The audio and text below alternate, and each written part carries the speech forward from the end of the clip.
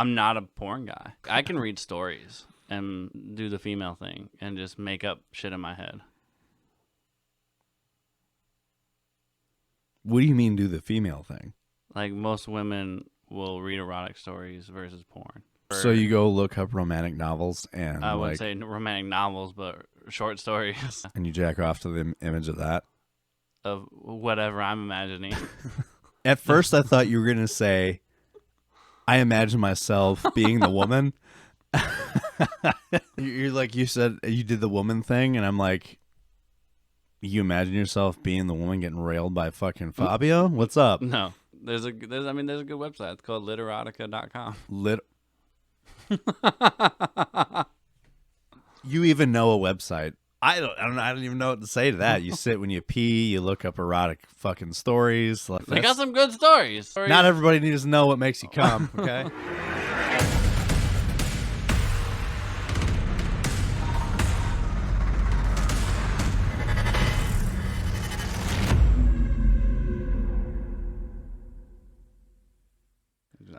And we're back with the Blacklisted Gaming Podcast with episode 65. I actually don't know what episode that is. That's what episode we're on now. You know what episode I'm excited for? What? 100? 69. Nice. I'm excited for 100. I won't be here for 100. Unfortunately, no, you won't. But Nelson will be if Nelson I'll be here virtually. If Nelson ever fucking responds in group text. I'll be here virtually if you ever learn how to record with Discord. I mean, I will. I'm working on it. I really want a PC so I could do this. Anyway, guys, welcome back on. It's been a nice week. Currently I'm doing a charity with Stack Up. So if you guys haven't been hearing about that, you know. What you have now? We have now, but by then the charity drive will be over with. Well, no, because I'm going to be doing it throughout the rest of the month. I'm not going to be doing it. I'm not going to stop when the event stops. I actually forgot that it was just this weekend. Yeah, I know. I saw people that started early too. You can do it before and after. You don't have it's just the event is this weekend. Yeah, I know. But anyway, if you guys are returning listeners or watchers, I appreciate you guys. If you're new here, go ahead and hit that like and subscribe button, and just to see more. We post every Wednesday, new episodes every Wednesday. So they used to be every Monday. Well, it's every Wednesday, providing that Spectrum doesn't want to get on the spectrum. Like it's fucking. No, they are on the spectrum, dude. It's so bad. It's so bad. I've tried to do this charity 3 nights in a fucking row. And because of my internet going down at the same time every night, which is when I get off work, as soon as I go live, no internet connection. Internet drops. And I'm like, what the fuck? You were on last night, though. I was on last night, but... Because I noticed you sent me the text, and I was like, yeah, you're and then streaming? at midnight, my internet cut out, and then I went back on. Oh. There was like a lapse in internet. And it wasn't because I didn't pay the bill. Because the bill is paid. Pay your bill. Pay your fucking bills, you broke ass bitch. Anyway, we don't have a lot. At least you're gonna be upstairs like, what the fuck did you say to me? We don't have a lot of news this week, but we do have a lot of juice. The news that we do have is pretty fucking juicy. You talking about the regiment story? Well, the regiment story is actually a really good one. I read it. So just go over the topics real quick. So we got more Activision news. Shocker. And we also got more news about Apple versus Epic. Is it the banana? Yeah, let me get to it. Jesus. But is it the banana? Oh, it's not the banana. I thought you said the ban. Damn it. So Activision Blizzard is now being hit with worker intimidation allegations. Like the workers are intimidating them? No, like that. The higher ups at Activision have been intimidating and coercing employees to stop making claims. No, I don't believe it. That couldn't be. I was gonna say, is that sarcasm? I can't tell. Is it because I sound like this all the time? No, it's because it's early in the morning and you don't like it. Yeah, that's true. You're not a very morning person, are you? I'm not at all. If it were I'm going to say you picked the wrong profession and not be a morning person. I don't talk to anybody in the morning. Like, even my sailors know, like, anything that I do with them is a lie. It's an act. I act somewhat chipper in the morning, and then after that, they all know Don't talk to me. Fack off, cunt. Until I finish this wonderful can of glorious caffeine. Don't talk to me. Ah. So, on top of this, Activision CEO Bobby Kotick is dead now. No, he's not. Yeah, he died. He killed himself. No, he did not. Good news, guys. Bobby Kotick's dead. No, he's not. It's over with. There's no We way. can go home I now. don't believe you at all. No, Bobby Kotick has been subpoenaed by the SEC and under a federal investigation for let's see, what is this investigation? Imagine if he did that. What would he hang himself with? What? His money? I don't know. If I were rich, that's how I'd kill myself. I would like tie all my money together. Essentially, he's under investigation for stock manipulation. You don't say. I don't. I do say. I still think it's... You remember that that lawsuit that shareholders were doing because they believe that, because of them withholding information about the allegations against them over the course of the last few years? I can't keep track of all the shit that's going on with them. Back, Jesus, that was surprisingly loud, and I wasn't expecting it. So, I'm proud of myself. For the shareholders are also suing on top of the state of California because they believe that Activision has been I think artificially inflating their share worth because of the because of them not disclosing the fact that they've been having all these issues internally, just to inflate their share worth. Because part of that report that we talked about a few episodes back, they have to submit a report every year. Yeah, that there are no pending lawsuits, there are no pending allegations, and all this stuff. There's no, it's just a report of like basically the workplace environment and the overall health of the company. I remember we talked about it a little bit. Yeah, we did. And then that was the premise of the lawsuit, is because they didn't disclose certain things about what was going on within the company, and their shares spiked up and were worth more. And then when they did get sued by the state of California over these allegations, then their share worth dropped. What's that called? Like something? They're cockers? Yeah, it was a caucus report or something like that. It's a caucus report. No. It's a term, and I can't think of it. I don't remember. Well, now in light of this, the SEC, who oversees a lot of the stock market manipulation, which Robinhood was being investigated by the SEC at one point over the crypto thing. Yeah, well, they was doing a lot of shit. They were doing a lot of shitty shit. They were basically like, people like during the GameStop thing when everyone was basically like screwing over the fucking hedge funds. People started inflating the stock worth so that the hedge funds could lose money on betting for the short. And they...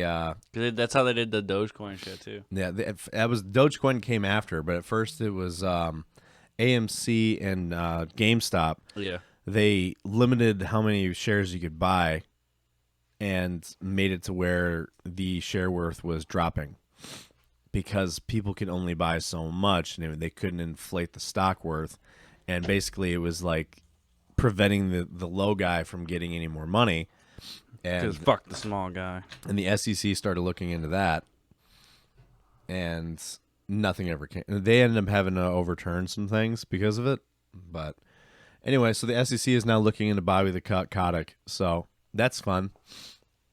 Apple has now, in light of the lawsuit with Epic, has now banned Fortnite.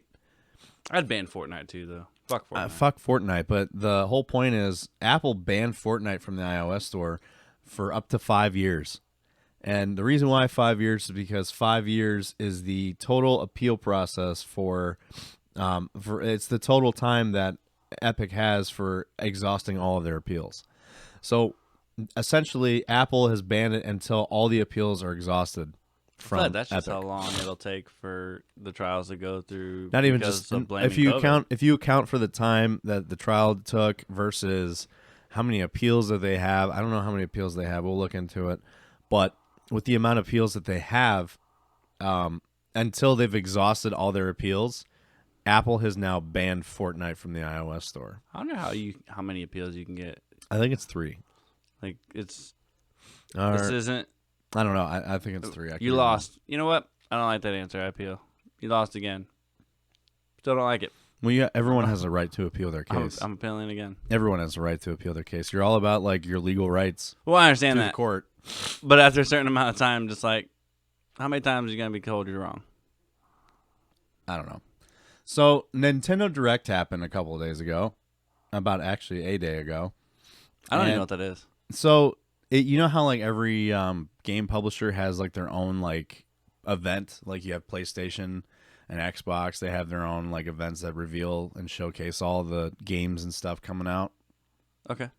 Nintendo has their own just like that. Essentially the things Direct. Yeah, I mean like you got was it PlayStation Now or something like that? No, that's online. That's on the PlayStation. What was the PlayStation? I think it was just called Play. Anyway, this is kind of like things that you would see normally at E3. Each publisher has done their own thing outside of E3 to showcase all their shit.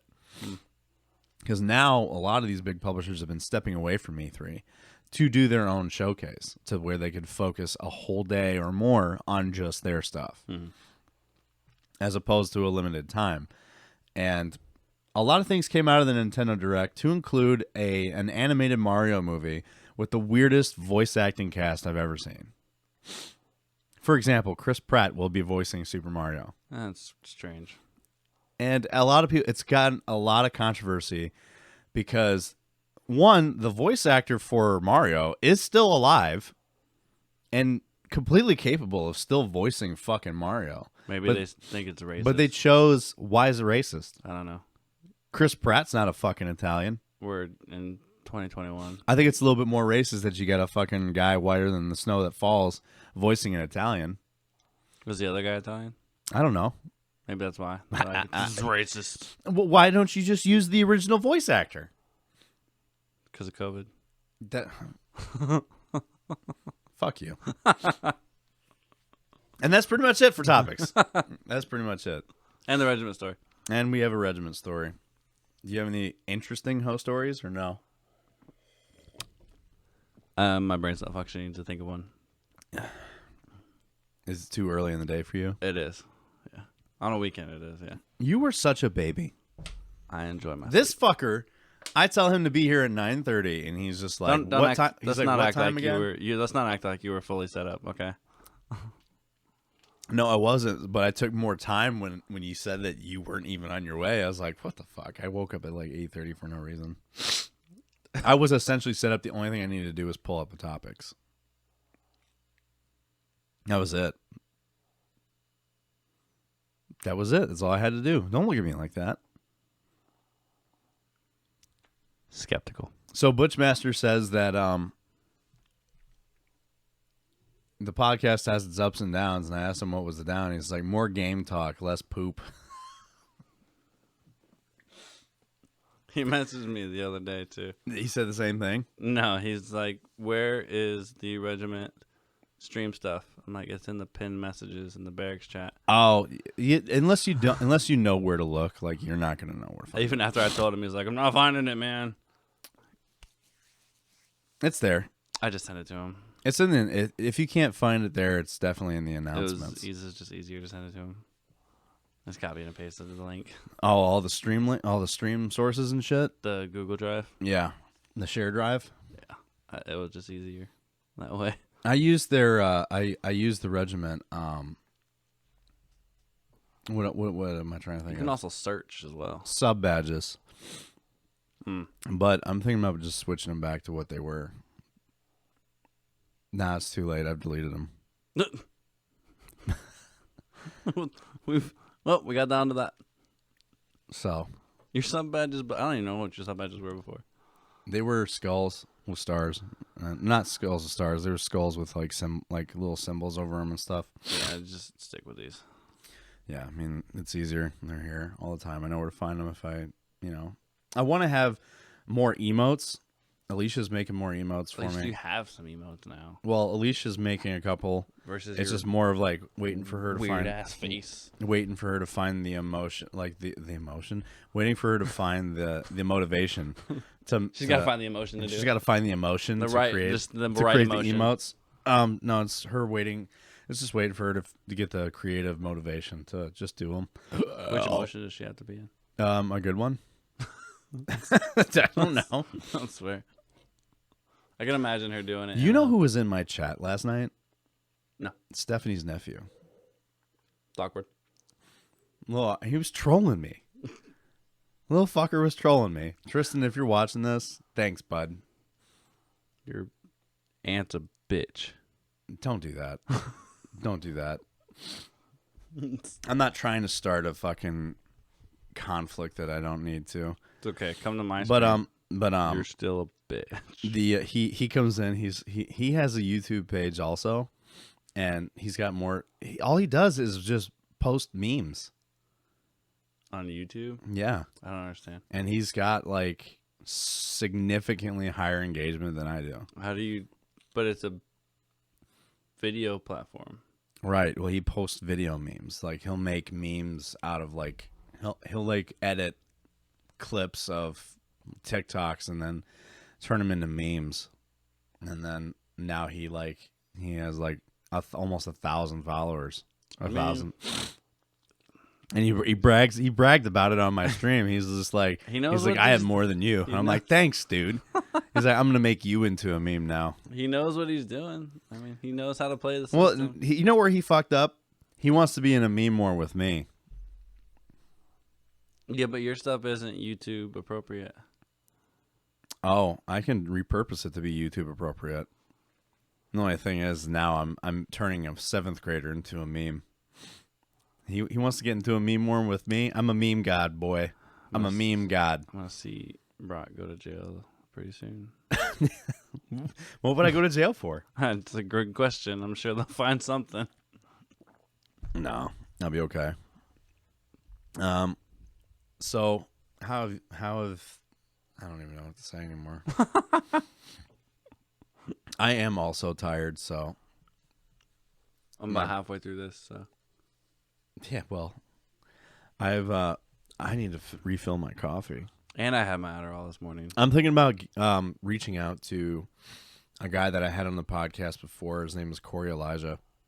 Pretty sure you talked about him. Yeah, I'm thinking A about. few times. I want to message him about coming back on because I mean, obviously, this is a little bit of a better format than what I was doing when he was on. Because I was sitting on the couch next to each other. no, we did this at Mike's apartment at in his kitchen. It sounds way worse. I've heard some of those episodes and they were terrible. The one with Corey was good. We had the mics. I grouped them all together. We had the mics and the mixer, and it was just done in his dining room on a table. Hey, we worked with what we had, okay? I'm not faulting you for it. I'm just saying it sounded terrible. I mean, no, the ones that sounded terrible were the ones with we were using my Yeti mic. Actually, did you hear Mike talk about the 2 episodes he regrets? I didn't get very. I'm not even fully done with ours yet. He was like, "There's only 2 episodes that I really regret, and one being the one that we lost, which isn't that MacBook down there. You see that MacBook? Oh, I remember you talking about that. The lost episode? Yeah. Yeah. Because you guys tried to redo it and it just wasn't the same. No, it was not the same. He says he regrets that one, and the other one he regrets is the one where we had like 8 people on one microphone. That sounds fucking terrible. Is that the Facebook one where you guys were on, like, playing games and trying to do a podcast? No. He doesn't regret that one? I regret that one. I would regret that He one might have as actually well. forgot that one. I would. To be fair, he might have actually forgotten all about that one. I would want to forget as well. The one he's talking about is the one we did a segment called Confessions of a Gamer's Wife. We've talked about that portion quite a bit. It was the same. That was the same episode. It was at my buddy Van's wife's parents' house in their basement at the bar in their basement, and they were kind of having a party. And I was like, "Let's record."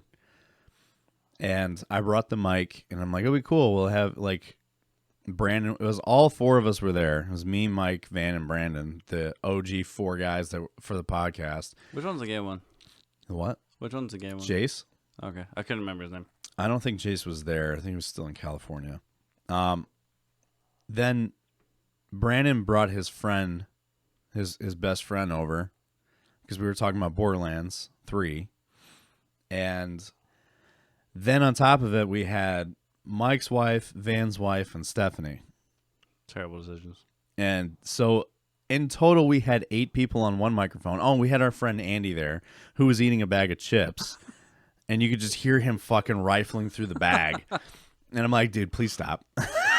It's so loud. Please stop. Just, what the fuck is that crippling? And then whenever sound? he would smoke from his vape, it sounded like Darth Vader breathing.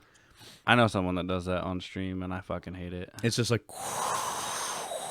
I'm like, oh my God, please. Yeah, it's fucking bad. And then he was like pounding on, whenever he'd laugh, he like pounds like that really hard. So he was like pounding on the fucking bar where the microphone was. So it was like, boom, boom, boom.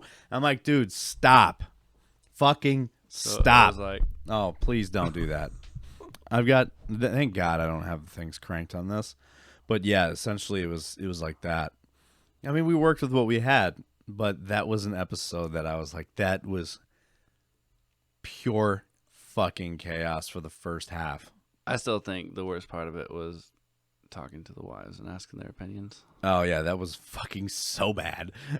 That was so bad. For those that don't know, there was an older episode we did where it was called we called it Confessions of a Gamer's Wife, and a segment of it where we had all of our ladies chime in. Oh, mind you, none of them only one of them is really somewhat of a gamer, and that's Mike's wife, Mila. Sabrina is not. Stephanie definitely was not. And every time Stephanie would, or Sabrina would talk about like destroying the consoles, and she was like, yes, yes. And I'm like, dude, really? Like, this is my hobby. You want to smash my fucking console. All right. Have you seen those TikToks where these chicks will do that shit? Yeah. Yeah, I fucking have. I'd be like, wow, that's how you end up single in 10 seconds. Oh, I know. And people are like, I can't believe you're getting this upset over a video game. It's like, it's not just... That's not why he's upset. There's so much more. He's upset because of the money and the time that was put into that kind of shit. Yes. And their lady had had enough disrespect in her for him that just disrespected him so much that like she would do something like that. I've seen the ones where they'll delete like their 2K player or whatever. My player, yeah. Like, bitch, get out. I mean, I don't play 2K. Like, divorce. So, like, I can't relate to it. It's just in general, though. I will say I can equate it to, like, just like a game that you've been working on, or a save profile, a team, a character, like whatever in any game. Yeah. Like, think about, like, Minecraft. Like, she just goes in and deletes your whole world that you've been working on for, like, a year and a half. Oh, my God. And it's just gone. Yeah. I'd be like, bitch... Divorce. That'd be like me with No Man's Sky, even though I'm not really that far. Going in there and deleting that whole thing. That'd be like my one ex that deleted my entire Skyrim thing. She'd be an ex immediately. She was an ex, and that's why she did it. I broke up with her, so she went to my PlayStation because I left for the army, and the one thing I didn't take with me was the PlayStation. She'd be a dead ex. At that point. I mean, it was whatever. I started over anyway. But I was just like, I was in Italy when I noticed it, because before I left, I broke up with her like right after basic. You know, I fucking. At least you didn't propose right after basic. Oh no, I did the opposite. I banged her and then left. And the whole point of me leaving was to leave. Did you break up with her while you were still inside her? No, I broke up with her after she went home. That'd have been fucking epic. Just blow a load. I'm like, we're done. No, but then again, that doesn't sound safe. No, it's not, because then it turns into I'm pregnant now. Well, I was just thinking in general, you're naked, things can happen. Oh, my dick getting cut off. Something, I don't know. Personal. She injury. Just like grabs onto it. This is my dick now. No, So I broke up with her after she wasn't there, and I came back. She gave my PlayStation 3, because at the time it was a PS3. I know how that feels. That was the last thing I left at her apartment was my PlayStation. It was mostly to leave it there for the kids while I was gone, and I fully intended on just getting it back after I dumped her, which was a gamble I was willing to make. And you lost? Well, she deleted my Skyrim profile, all my Skyrim save files. So other than that, like, I was like, I went in there. My buddy Van Horn was like, "You ever played Skyrim?" I'm like, "Have I ever played Skyrim? Look at this. Look, I'll show you all what it's all about." And I open up my Skyrim and it says "Start new game," and I'm like, "Wait a second, where's the load? Where's I the bet load?" he was part? like, yeah, tell me more. And I looked at him. I'm like, "Dude, my ex deleted my fucking Skyrim shit." And he's like, "Oh, that sucks." Fucking depressing. I was like, "Whatever." So I started from the beginning. I was like, "Wow, that bitch." Anyway, so I just continued on and started over. Multiple personality chick took my PlayStation as well. She took it? Like, took it? Or? More of, it got trapped at her house, and I could never get it back. The crazy ones will always And do I that. didn't know which one of her to ask to get it back. Which one are you today? Are you the good one? Are you the one It's that's... never the good one. That one didn't exist. There wasn't the good one? That wasn't a good one. That was a relatively calm one, which was just her. I got that shit back, and I was lucky it didn't get smashed to pieces, because she was the type of chick that would do that. But I mean, her way of coping with the breakup was to chop off all her hair and change it to like purple or blue. Yeah, you know, in nature, the more colorful things are, it's a warning of how fucking toxic that they are. Yeah, I know. That's why all the prettiest flowers are poisonous. It's really more frogs, but Oh, that too. The more pretty the frog, the more venomous it actually is. That's why all the Amazon frogs are like bright, beautiful colors. yes, because they're toxic as fuck, Yes. and humans take right after them. Yeah, it's kind of weird. It must be like a subconscious thing. I think it's just natural. Huh. I think they do it naturally. They know. And They is fight that against why it, all the but we crazy know. is that why all the crazy women have weird color hair? Yes, because they're toxic as fuck. It's just nature. That makes so much Nature sense is now. warning us. Stay away from this bitch. And we're like, oh, Oh, she's all goth with purple hair. Like, get away now. so pretty. And then have my bank account's empty. It's funny because you know what they always say. Like, I see this on TikTok all the time, where it's like, "Mom, what time was I born?" And then they look at their kid. They're like, "Run, don't do it." I don't get it. It's if a chick is really into astrology, then it's usually a red flag. Apparently, I don't understand it. I mean, it's funny because it's like The ones that take their sign as like real shit. Like, this is the type of person. Oh, it makes sense because you're a Leo. Okay. yeah, to a point. It depends on how far they're willing to take that into account. There are people that take. There was like, my first date as a single man was with a girl that was like, "Oh, you're a Scorpio," and I'm Was like, that the army chick? "No, I actually never met that one." The kinky one? Yeah, I never met that one. That'd have been a good one. The personal trainer was the one I'm thinking about. She was like, I met up with her. Conversation was great, and then she was just like, "Oh, you're a Scorpio." She was asking when I was born. I was like, November, and she was like, "Oh, you're a Scorpio." Like, it's cool. She's in like, "My ex conversation. was a Scorpio." Oh god. She's like, "I swore I would never date Scorpios and Army guys ever again." I'm like, "I'm not your ex, but okay." I'd be like, well, I guess nice talking to you. I mean, that was a red flag off the rip, and I'm like, my God, I'm already being compared to this bitch's ex, and then like, and then my astrological sign was taken into account. I was just like, really, you're gonna base me off of like my fucking stars? I'd have reversed it and done the same thing to her. I would like, what's And her she's sign? like, I'm a Gemini, and I'm like, of course. and in my mind, Fucking two-faced in my bitch. mind, Van Horn's a Gemini, and I'm like,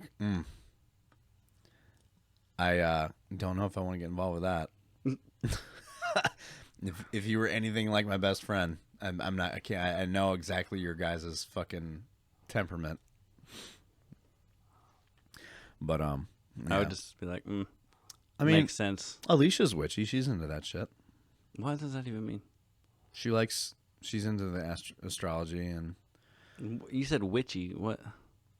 do you not notice the thing of sage in front of you? I can understand Wiccan. That's witchy. That's See not that the rock same. in That's front of not you? the same. See the rock in front of you? No, I get you. Wiccan is a religion technically. Yeah, just like mine is Alsatru, pagan, Norse paganism. I don't do religion. I know you don't. Did you ever notice that weird like scientific flag at my neighbor's house? So when you leave, there's a neighbor across the street that has a white flag. Across the street. They're across the street, like over there. They have this white flag with like an atom over it. And me and Alicia were looking at that. Scientology? No, it's atheism. It's the flag of the atheist. That's ridiculous. I swear to God. Because we were like, what is that symbol on that flag? That's what we call it. First, we thought it was douche. Jimmy Neutron. So, because it looks just like the Jimmy Neutron, like, atom logo. And we looked it up and like, well, it's not the Jimmy Neutron logo. It's got some differences. And I was just like... Atheism shouldn't be treated like a religion. I know, it's kind of weird. It's the lack of. But they have a big white atheist flag on their, like, outside of their door. That's what regular atheists called douchebags. I looked that up. I'm like, oh, that's the symbol of the atheist. No. I'm like, that's weird. No. That is weird. Douche is what that is. I was like, I even had to look it up. I'm like, I don't even know what that means. And I'm like, I know, now I understand why they have it flying, because no one knows what it means. So they don't know what, people are like, what the fuck is that? So then, excuse me. I hope that got picked up. I hope it did too. I used to fart in the mic, but yeah, and then you would go right back into talking to it and be like, "It smells terrible." It was bad. It was really bad. I wish those would have been on video. Ugh, I'm gonna sit back down. Oh, yeah. So like that flag over there is like the flag of the atheist, and I was like, oh. Me and Alicia were like, oh shit, okay. I mean, they're pretty calm. He's probably a douchebag, but probably keeps to himself. If anything, they do keep to themselves. I've never met those people, so I have no idea. I couldn't really tell you. All I know is I'm like, oh, that's pretty bold to just put an atheist flag out there. But at the same time, I understand why they did it, because I guarantee you not a single person on this block except me and them know what that is.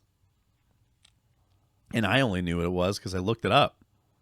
I didn't even know off the bat. I was like, what is this? But, yeah. You got any regiment news? No, I didn't look any up. I'm not going to lie. No. I usually do it when I do the topics. I noticed that.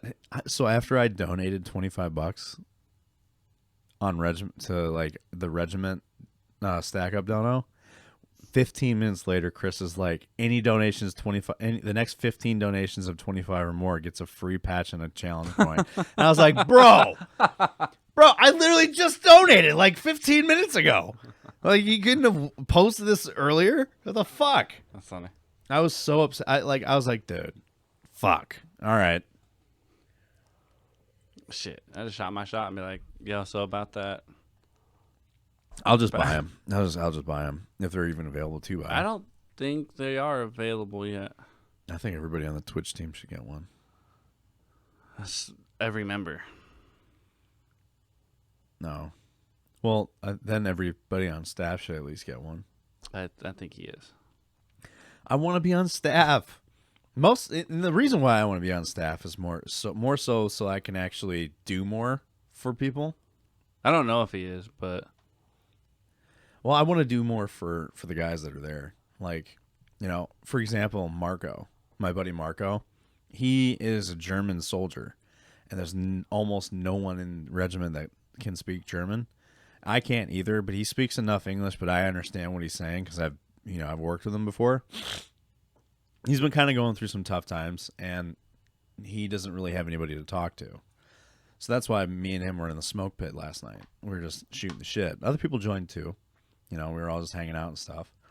And, you know, he said, thank you for listening to me. And I was like, of course, man. And is that what you were just chewing on? A Zen pouch? Yeah. Yeah.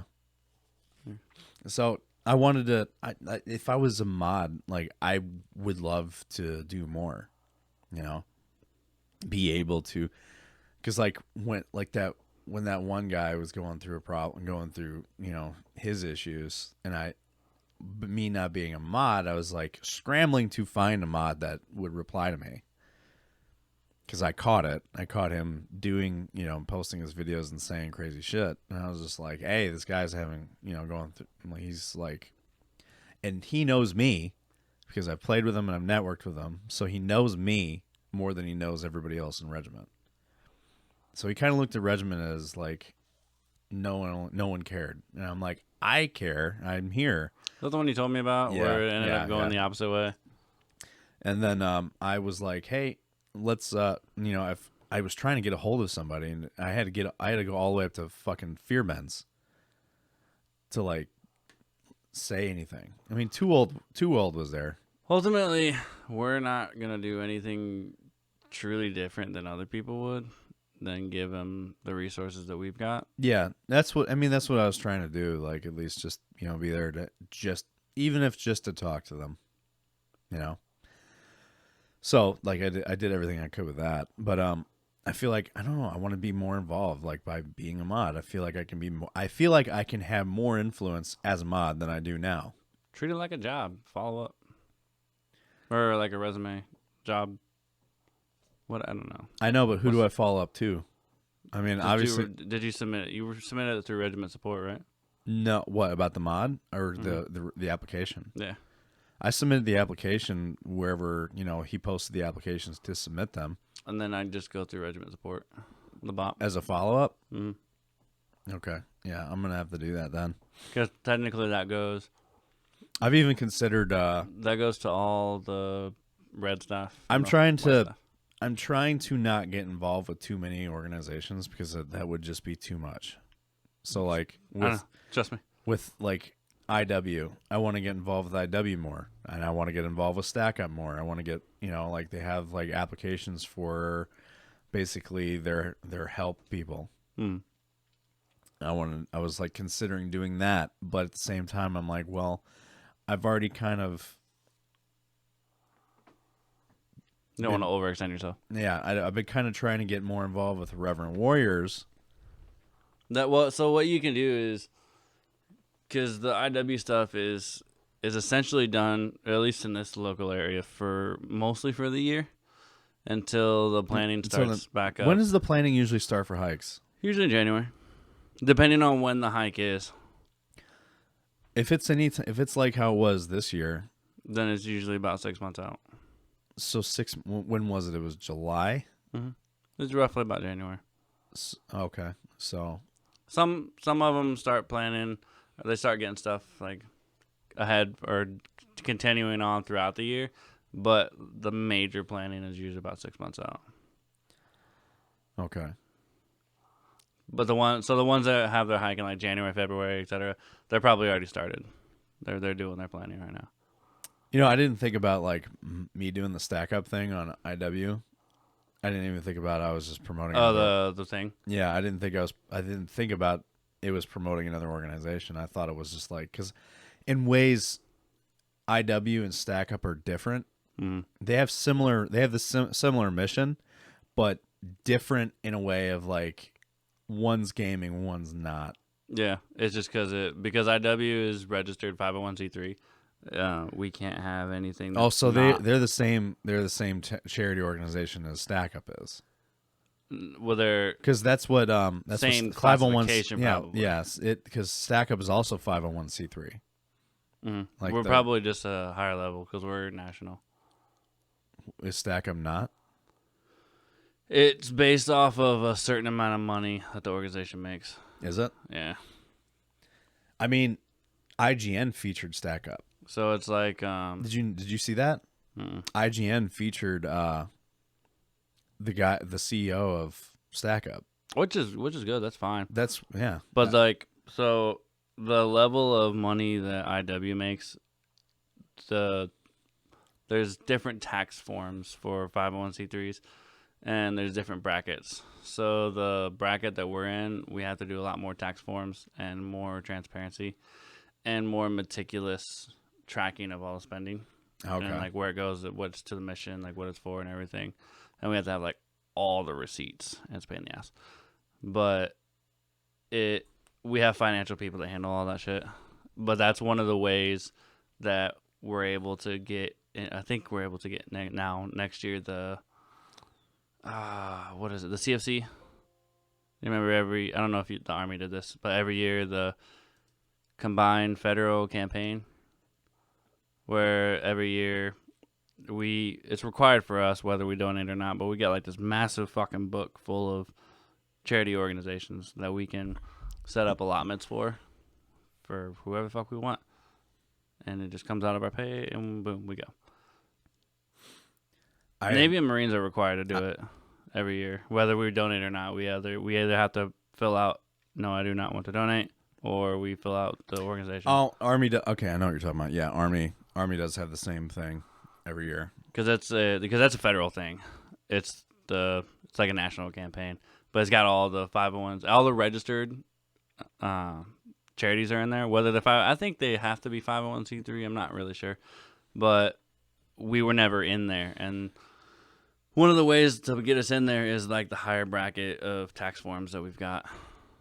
It's smart shit that I don't really know about, but that is a lot of smart shit that I don't even know. Yeah, fuck that, dude. As I remember, once you start throwing numbers at me, I'm like, nah, you've lost me. Because I brought it up to Mama a couple years ago, and she was like, "What are you talking about?" And I told her about it. And she was like, "That would be great to do that."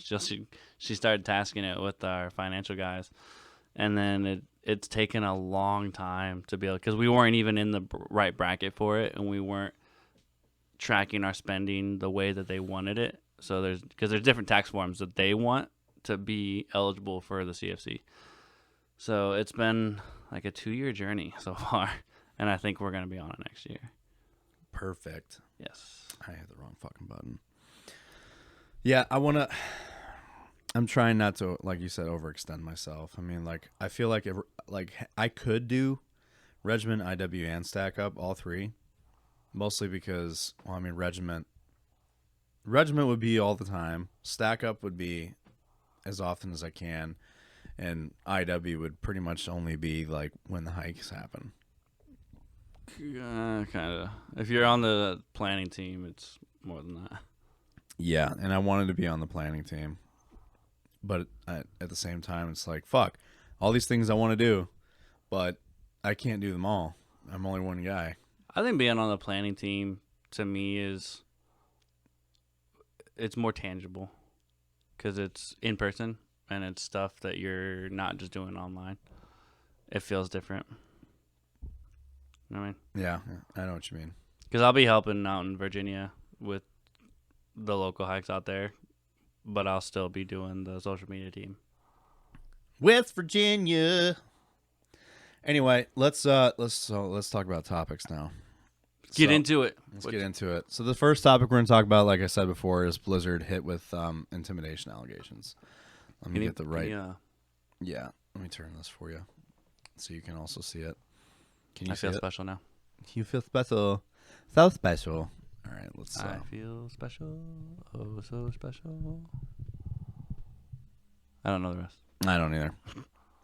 Oops, that's the wrong button. All right, so Activision Blizzard is now. Let's zoom in a little bit more. I hope that we're not reading another fucking ad. So Activision Blizzard now hit with worker intimidation allegations. So troubles at Activision Blizzard, as new allegations have now been made accusing the video game giant of worker intimidation. According to CNET, the developer has now been hit with a formal complaint with the Communication Workers of America, alleging the National Labor Relations Board that it has been intimidating workers in relation to the ongoing legal battle with California Department of Fair Employment and Housing. This case is just getting so complicated. It's going to take forever. And not even just that. It's like Activision is making it worse for themselves by doing all this kinds of shit. Like, they constantly are doing fucked up shit that make this case like you guys are just burying yourself in a grave more and more as you go. You know what I mean? So it's like, why the fuck do you keep doing this? Like, you know that everyone's watching you, but you keep doing shit like this as if that's going to help you. Not to mention the fact that Activision's been accused of destroying documents. Allegedly destroying documents. And then on top of this and Bobby Kotick getting subpoenaed, the fucking chief legal officer stepped down. He's probably like, I can't handle all this shit. And he's probably like, I'm done dealing with you fucking retards. Like, that's basically what's happening. Anyway. This sounds like a logistical nightmare trying to eat. Like, even legally, it's just like, I can't handle all this fucking paperwork.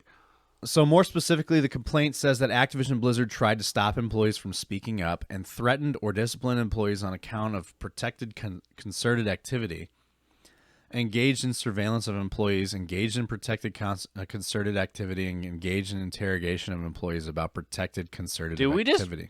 repeat the same fucking thing. It fucking feels like it. 3 goddamn times. Let me read this again. So, Just the quotations.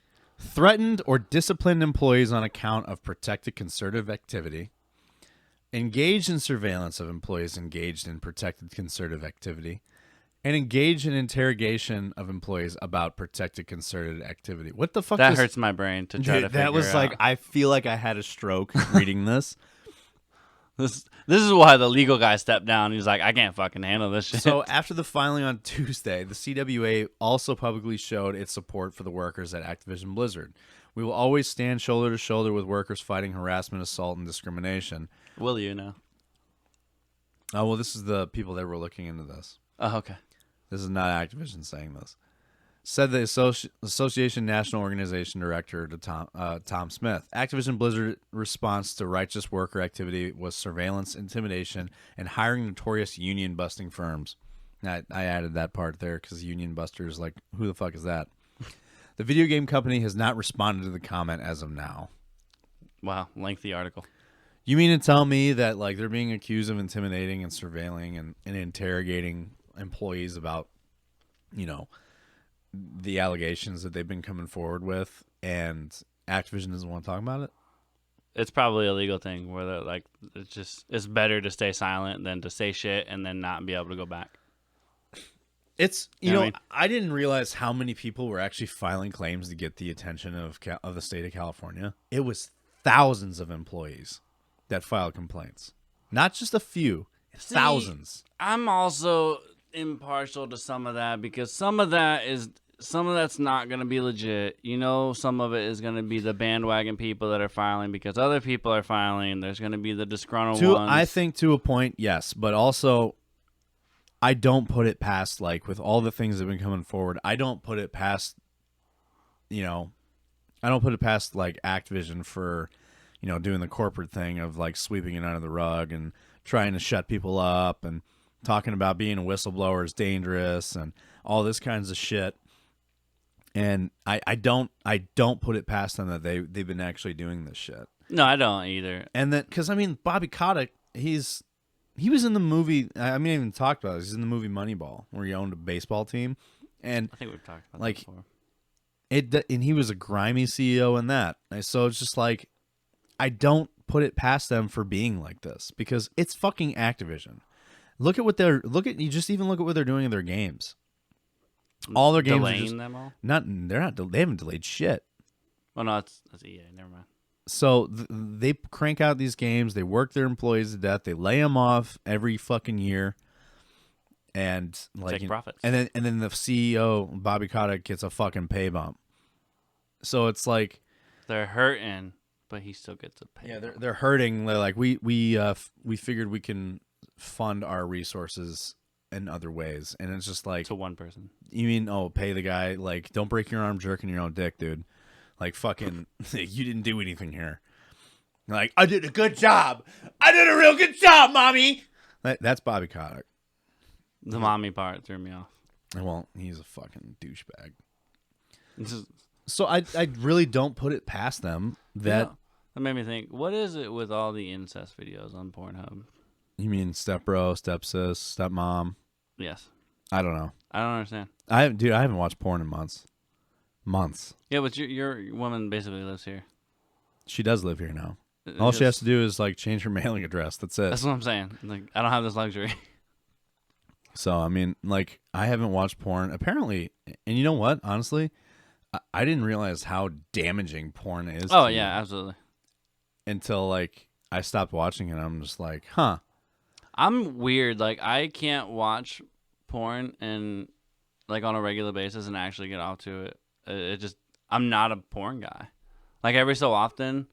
I'm a simple porn guy. Like, it doesn't really take much for me to go, like, that's great. I'm weird. Like, I can read stories. And do the female thing and just make up shit in my head. What do you mean do the female thing? Like most women will read erotic stories versus porn. Like they'll prefer. So you go look up romantic novels and I wouldn't say romantic novels, but short stories. I've done that, yeah. And you jack off to the image of that? Of whatever I'm imagining. At first, I thought you were going to say, I imagine myself being the woman. I feel like a woman. You're like, you said you did the woman thing, and I'm like, you imagine yourself being the woman getting railed by fucking Fabio? What's up? No. There's a good website. It's called literotica.com. You even know a website? That's even. I don't even know what to say to that. You sit when you pee, you look up erotic fucking stories. Like, I'm an intelligent person. What can I say? I wouldn't really. I don't know if I would call that intelligence as much as strange. Well, yeah, we've established that. It's like, what the fuck, Doc? Okay, I mean, if they got some good stories. Imagine listen, man, my host stories. Not everybody needs to know what makes you come. Okay. Imagine my host stories, but like sexier and in written form. That's a terrible description, but that's what I got. Yeah, imagine my host stories, but in written form. She had 17 personalities. Not that one. That was that's a terrible one. That's a horror story. But she knew how to make me come. No, that's a horror story. That's not a. No. That's like a BDSM story right there. I wouldn't even call it that. That's more of like one of those fucking Lifetime movies that you see where the fucking spouse is like a psychopath. Lifetime always has a happy ending. This did not. Hallmark has a happy ending. So does Lifetime. Lifetime does not. Lifetime usually has very dark drama. Yeah, but they have a happy ending though. I don't know. I keep getting fucking spam calls. From Massachusetts? No, from here. Strange. I know. Go away. What were we on? What did we move to? I don't know how we got off on that one, but I don't either. Before we go to Bobby Kotick being investigated at SEC, I need to pour more coffee because I need more coffee. Oh, you got some? I'll take some more coffee. You want some coffee? I would love some coffee. Yeah. How do you want it? You want it black? No, definitely not. You want cream? Sugar? Yes, absolutely. Do you want Irish cream? Sure. Okay. I like Irish people. Okay. That's not what Irish cream is, but okay. Is it made in Ireland? No, essentially it's like Bailey's flavored creamer. Why is it Irish? What makes it Irish? Well, okay, so you ever had Irish cream in coffee is usually like Bailey's liquor. Uh-huh. And you put it in your coffee. It's like a alcoholic coffee creamer. I know. Irish stereotype, alcohol in something. It's racist. Is it racist? Is it racist? I'm Irish, and I can tell you, most Irish people are fucking drunks. Yeah. Because my whole grandpa's side of the family are Irish. Higgins is an Irish name, and I don't even know what I am. 75% of them are alcohol. We're alcoholics. Because now they're mostly dead. I'm just white. So yeah, Irish cream. It's just like, this one I have is non-alcoholic, but like it just has like the Irish cream flavor to it. I don't know what that means. I like vanilla cream. Vanilla cream is delicious. All right, I'm gonna go get you your coffee and my cell phone. Yeah. You're gonna drink out of a narwhal cup. I don't know what that means. Oh, you'll see. What's going on, guys? Brock here. I want to give a shout out to Killer Jerky. Killer Jerky is a beef jerky company that's made for gamers by gamers. They have all kinds of flavors from hot to sweet. This is my favorite flavor, sweet gas, made with honey, sea salt, and pepper. Not only do they make beef jerky, but they also make gummies too. They have gummy bears, gummy worms, all of it. From the sweetest beef jerky that you can think of to the hottest beef jerky you can think of. You name it, they got it. So check them out. That's Killer Jerky Co. on Twitter, Instagram, Snapchat, and Facebook. So check them out, make yourself an order, and then let's get back to the episode. We're back now. And we never really left because it was still recording. You won't notice that when I cut this. Yeah, I know. You like your coffee mug? Why don't you show the class? Narwhals, swimming in the ocean. It's a narwhal. I know. I was singing the narwhal song. What's the narwhal song? Narwhals, swimming in the ocean. You've never heard that song? No. What is that from? YouTube.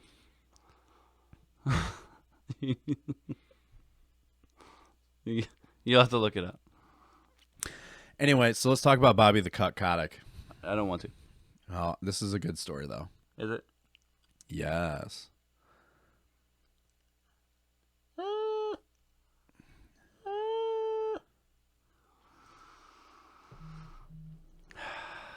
Let's see.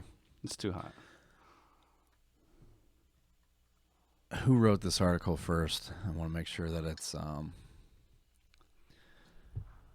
no, it's not who I thought it was. All right, so we're going to talk about Bobby the Kotick. All right, so let me zoom in a little bit here. So the Securities Exchange Commission's investigation of Activision Blizzard Incorporated is certain to multiply the legal challenges of the video game giant, in particular its senior executives, over claims of sexual harassment and discrimination and how they handled those allegations, according to experts. Harassment. The company is already facing multiple regulatory probes, including from California's Department of Fair Employment, Housing, and Federal Equal Employment Opportunity Commission. Ooh. As well as lawsuits from investors. Shareholders are seeking changes to the company's corporate culture and compensation for the drop in its stock price over the claims of sex bias. Sex bias. But the latest probe of the country's securities regulator raises the stakes for the company's leadership, with the SEC subpoenaing current employees, including executives, to put them on the record about what they knew about Activision's workplace culture, and opening the door to more lawsuits from investors and alleged victims about the company's internal response. They're probing them too? They're going to probe them so fucking hard. They should probe Bobby. I think they should too. I think they don't even they shouldn't even spit on it. They should just jam that bitch up in there. This the horn is open, so the coffee can go into the horn. Is it open, really? Yeah. I did not know that. Yeah. Alicia bought this, so. Anyway. Sorry, my ADD mind is... The SEC getting involved is extraordinary, said Ann Oliverius, a senior partner in McAllister of Oliverius. This is a very serious thing for Activision. It's a hugely expensive situation for the company. Activision Blizzard, in a statement on September 21st, said the agency had subpoenaed current and former employees, among the subpoenaed CEO Bobby Kotick, according to Wall Street Journal. Robert Bartlett, a professor at the University of California, Berkeley School of Law, said that the agency was targeting the executives to get to the bottom of what Activision Blizzard's leadership knew internally about allegations of sexual harassment and gender discrimination. If it turns out the executives knew of the underlying problems and said nothing, then disclosures made during that time wouldn't be accurate, said Bartlett. And there's a possibility that executives personally made statements that were misleading. Jason Schlutzer, an associate professor of business and administration at Georgetown University, said the SEC's interest was likely sparked by the company's handling of the July lawsuit from California's DFEH, which alleged that frat boy workplace and culture. The company's immediate response was to claim the suit includes distorted and in many cases false descriptions of Blizzard's past. But the statement sparked employee revolt, leading Kotick to apologize to the company to hire WilmerHale and investigate its corporate culture. Blizzard's president also stepping down in August. Mm-hmm. Stepped down in August. Yeah. Fucking J. Allen Brack. I think that we're seeing now is an escalation of the fact that the company didn't seem to be taking visible steps into the immediate aftermath of the filing. Schlutzer said to the SEC's Focus, "My sense is that the primary interest, what management has done since the lawsuit was initially filed." I feel like this article needs to be read in an accent. What fucking accent? Like a British accent. No. Like a British investigator. Schlutzer said the agency will also formally broadly look into questions about internal process of whistleblower complaints at Activision Blizzard. I'm not doing this anymore. Yeah, it sounds like Sherlock Holmes. Like we're investigating some shit. They'll want to know who was involved in the complaint and when the complaints were made, who knew what when, and most importantly, the company was saying externally compared to what it knew internally as the California situation started to unfold. Schlutzer said the SEC's involvement and those questions would raise the stakes of the company's leadership. I'm just picturing saying the name Is there a Schlutzer better article than this? in a British accent. Let me see here. Wow, that's a good article right there. Oh, damn it. It was longer than I thought. It was much, yeah.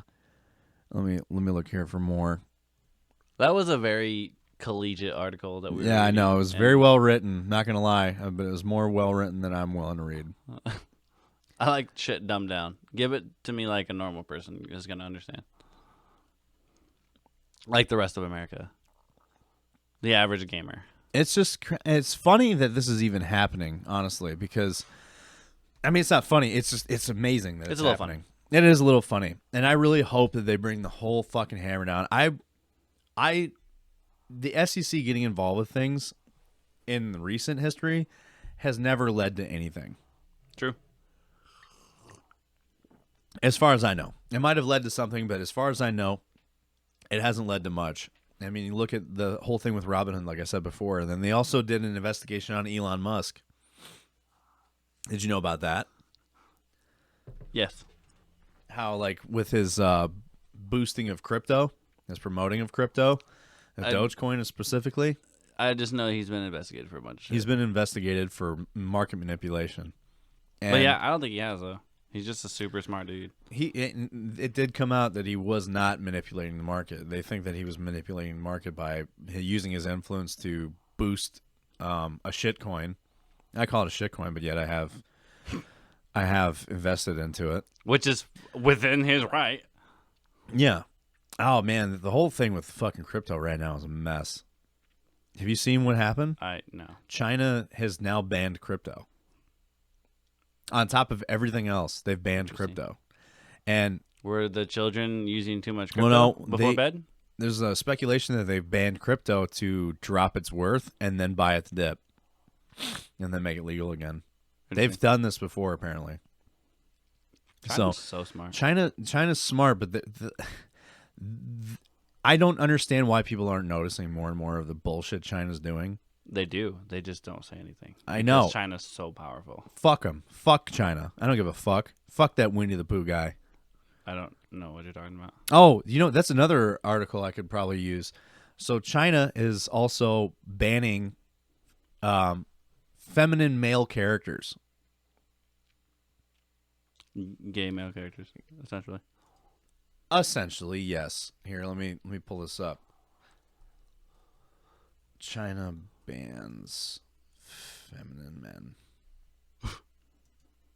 You're not allowed to be gay in China.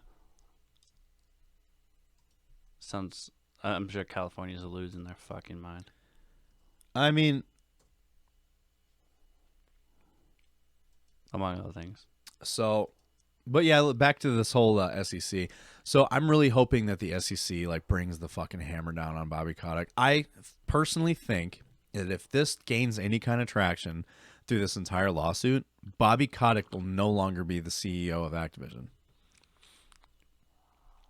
I have a feeling that if this gains any traction in ways that we think it might, there might be a huge change in the leadership at Activision. I don't think we'll see it for a while. It might not be for another year or so, but I think in the near future, you're going to see a change in Activision's leadership. I would love to see it, too. And as much as I would also love to see it, I would hope that proper leadership would take their place. Probably not. Probably not, because that's how corpos work. But in this whole, like with the sexual harassment and assault allegations and them being sued by shareholders and now the SEC investigating, I'm just hoping that this just brings a shitstorm to Activision that you've never seen before. And like the leadership change would be drastic. That's what I hope happens. Like it needs to happen, because you have these rich corporate fucks like Bobby Kotick who contributes nothing to gaming. Nothing. He contributes absolutely nothing. He doesn't know shit about gaming. He only knows shit about like he's just marketing. Marketing. Not even just marketing, but like he knows shit about running a business. That's as far as it goes. You ever watch, I don't know if I sent it to you, but the YouTube video of like how Activision got started? And it talked about like where it is now versus where it was. Yeah, it gets to that, but like it also like where Kotick came in and how he basically Angle took your microphone towards your face. Like no, just go like how mine is. You don't have to bring it to your mouth. Just tilt it up. Mm-hmm. Is that better? Yeah, actually it is. Okay. So the video, it has him at like where he took the company, but it goes to like where they started in like the 80s, I think. And it's actually really, really cool, like how they got started.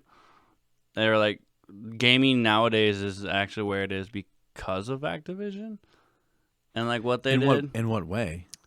You gotta watch the whole video because it's actually there's a lot to it. Like they were one of the Where can I find this video? Is it on YouTube? yeah, and it's a really good one. They've got other ones like how EA came up and everything too, but Activision was like the first one because they started. The guys that created it, they gave credit to all the actual gaming creators and publishers, which wasn't a thing previously. You mean the developers? The creators, I think so. So Activision as a publishing company gave credit to the developers and the guys that made the games versus taking the credit for all of it. Mm-hmm. Those are the good old days, weren't they? Yeah, but it does actually talk about like the irony of where they came from and then where they kind of ended up going, and then like where they are today.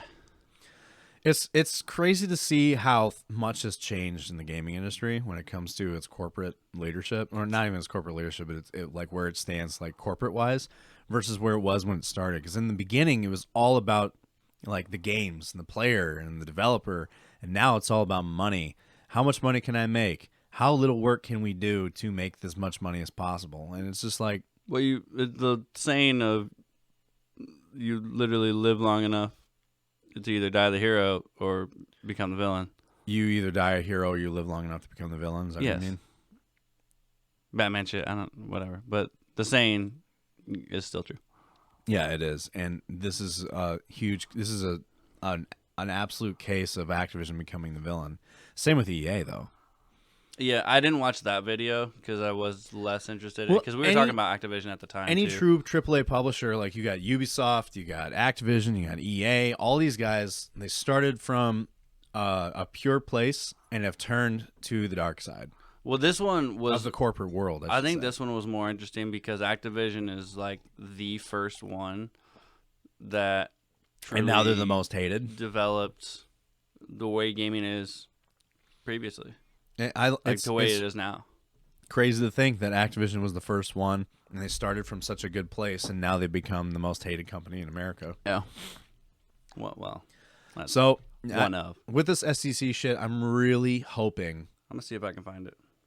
That Bobby Kotick is gone. Like this fucking dude.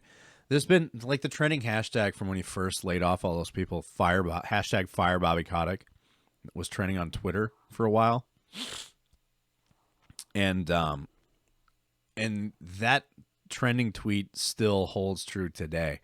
For the last couple years, it's like, dude, get rid of this fucking guy. Get rid of all these people. They don't care about the games. And I feel bad for the developers because no developer doesn't care about their game. Of course, they want to make the best product they possibly can because they're passionate about it. No person gets into gaming with the idea that they want to make something bad. No one does. It's the publisher that bastardizes the games to what they are now, like Call of Duty. Look where Call of Duty was. Look where it is now. It is now it went from being, let's make a revolutionary first-person shooter that everyone can love. First to now, where it's like, let's make a first-person shooter that everyone has been playing and everyone knows and has a big name brand to it and make as much money as we possibly can out of it. When did Black Ops 3 come out? It came out, I was overseas when Black Ops 3 came out. It's like, so what, 2013, I think? 2013, 2014. That's when after that is when Call of Duty died to me. Yeah, Black Ops 2 is like probably the last really good one. Because the main reason that I think people hate on Advanced Warfare and Black Ops 3 because it was so drastically different because of the Let's do a little jumping research and stuff. But in reality, those games were really well done. All right, let's see. What year did Black Ops 3 come out? 2015. All right, so November 6th, 2015. So about 6 years ago, 5 years ago, I should say, because it was after that came out. I want to look. I'm curious to this. What year did Bobby Kotick take over? It was a long time ago. Activision. It was a long time ago. Oh, yeah, he's been because that was in the beginning stages. Because I remember he's been it for damn near the whole time that they've actually been big. Because they were kind of failing in the beginning. So what the fuck happened? He brought the business aspect and marketing that shot them upwards. Like he was the one that was super smart and got them to where they needed to be business wise. So he was phenomenal in the very beginning. Like he got them to where they needed to be business wise. So like in the beginning he wasn't the bad guy. He really wasn't, because he came in, he took a company that was doing good, but then started to kind of go downhill, that wasn't doing all that great, and he brought his business knowledge in, separate from the gamers' knowledge, because the gamer guys, like the developers and everything that had started it, didn't know the business aspect of it, so they needed someone that knew that side of things to come in and essentially take over, and that's where he stepped in. And then he took it to where basically it is now, literally. But now he's the bad guy because he's all about the money. It's that is wild to think that he started in as the CEO to bring it more into like a marketing standpoint, and then turned it into what it is now. Yeah. And I'm just like, it was working. Yeah, it was. 100%. Why did you fucking do why are you doing what you're doing? Well, he just kept doing what he was doing only for the money versus improving everything else. Not even really addressing issues. It was no longer about the gaming, it was about the money. Yeah, it wasn't addressing any issues.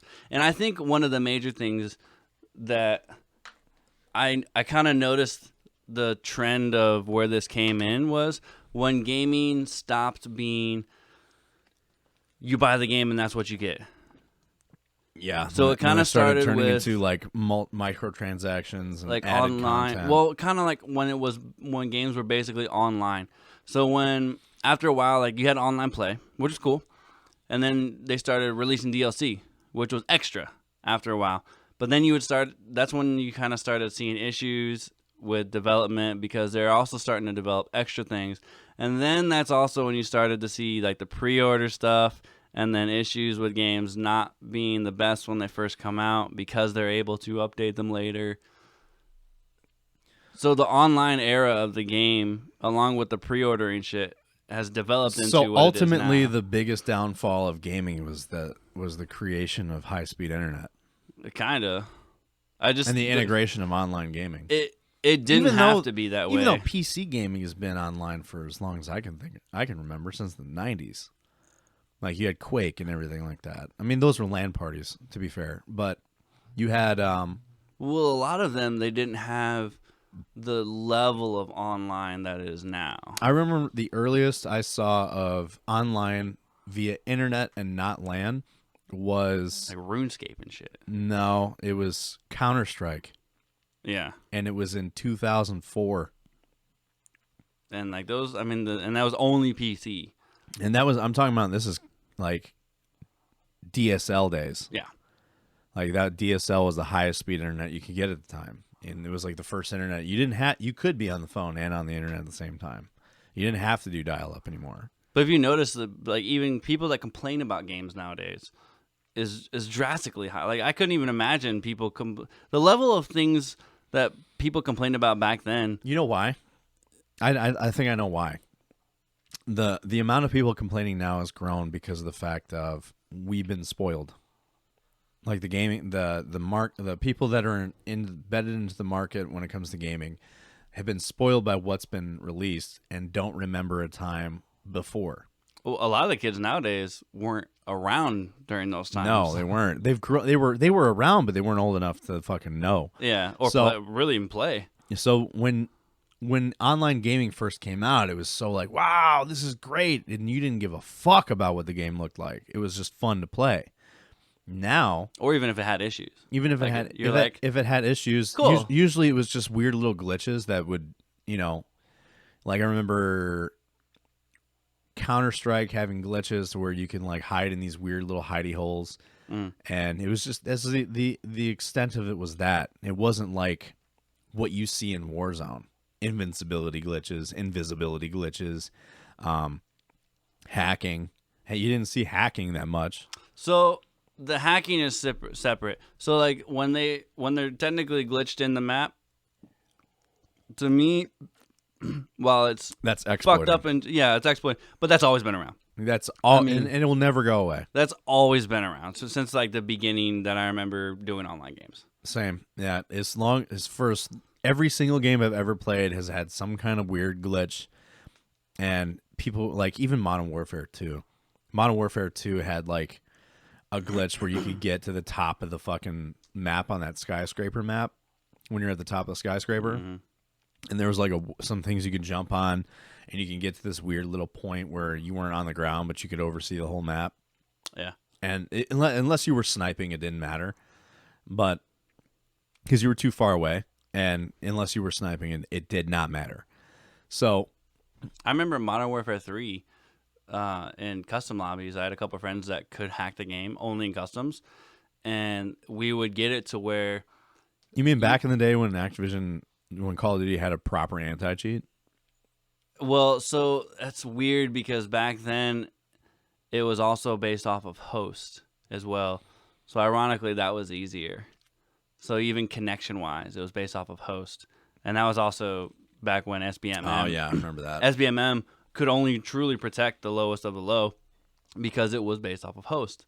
And that's why also lobbies wouldn't disconnect. Because nowadays it's not based off dedicated of host. Servers. Yeah. Yeah. Now, well, that's what it is now. Versus back then it was based off of the host. It's seeing where it was versus where it is now. It's just so, and then the complaints that people are getting, like we would get out of the map. Like we would shoot each other to where we'd get out of the map and we could just explore and do fuck all. Yeah, there was I remember doing that. Like I remember one glitch that I did that was fun was in Call of Duty 4 Modern Warfare, the first one, when there was a glitch that you could do where you cooked a grenade and you jumped as you threw it, and it would explode, and your body would rubber band across the entire fucking map. And it was I would always make a custom match just so me and my buddies could fuck around and just try to do that, just try to enact, because it would like fucking spaghetti you across the entire, like you literally your body would stretch across the entirety of the sky if you did it right, and it was hilarious.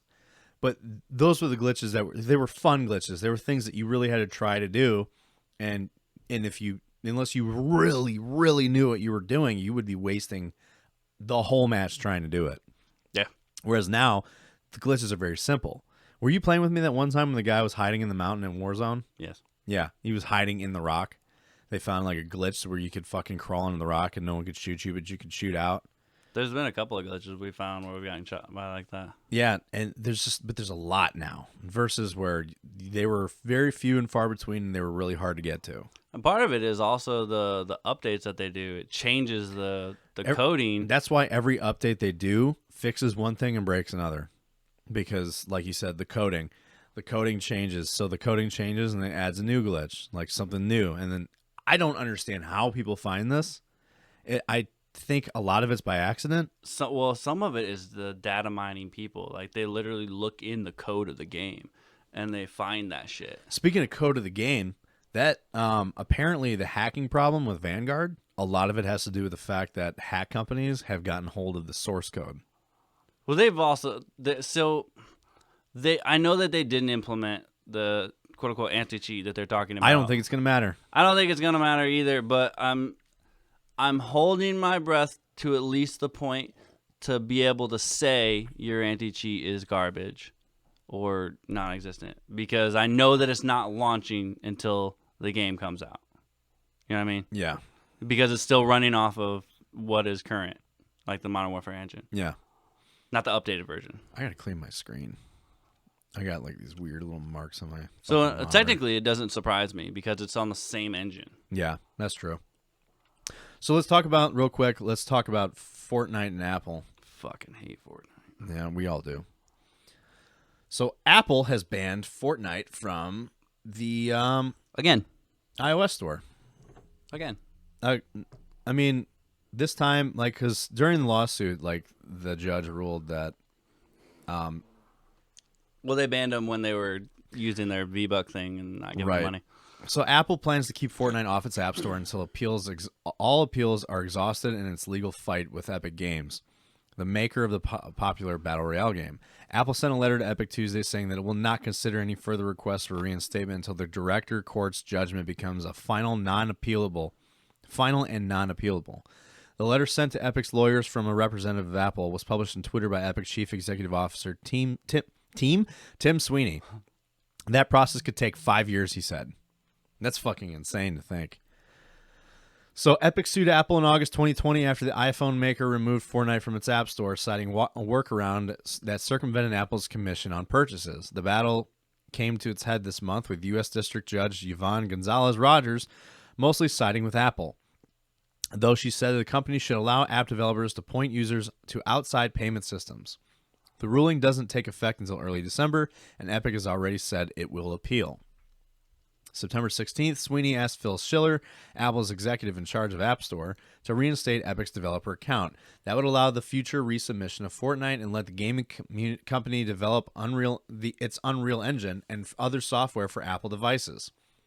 Epic promises that it will adhere to Apple's guidelines whenever and wherever we release product Apple's platforms, Tim Sweeney wrote in an email.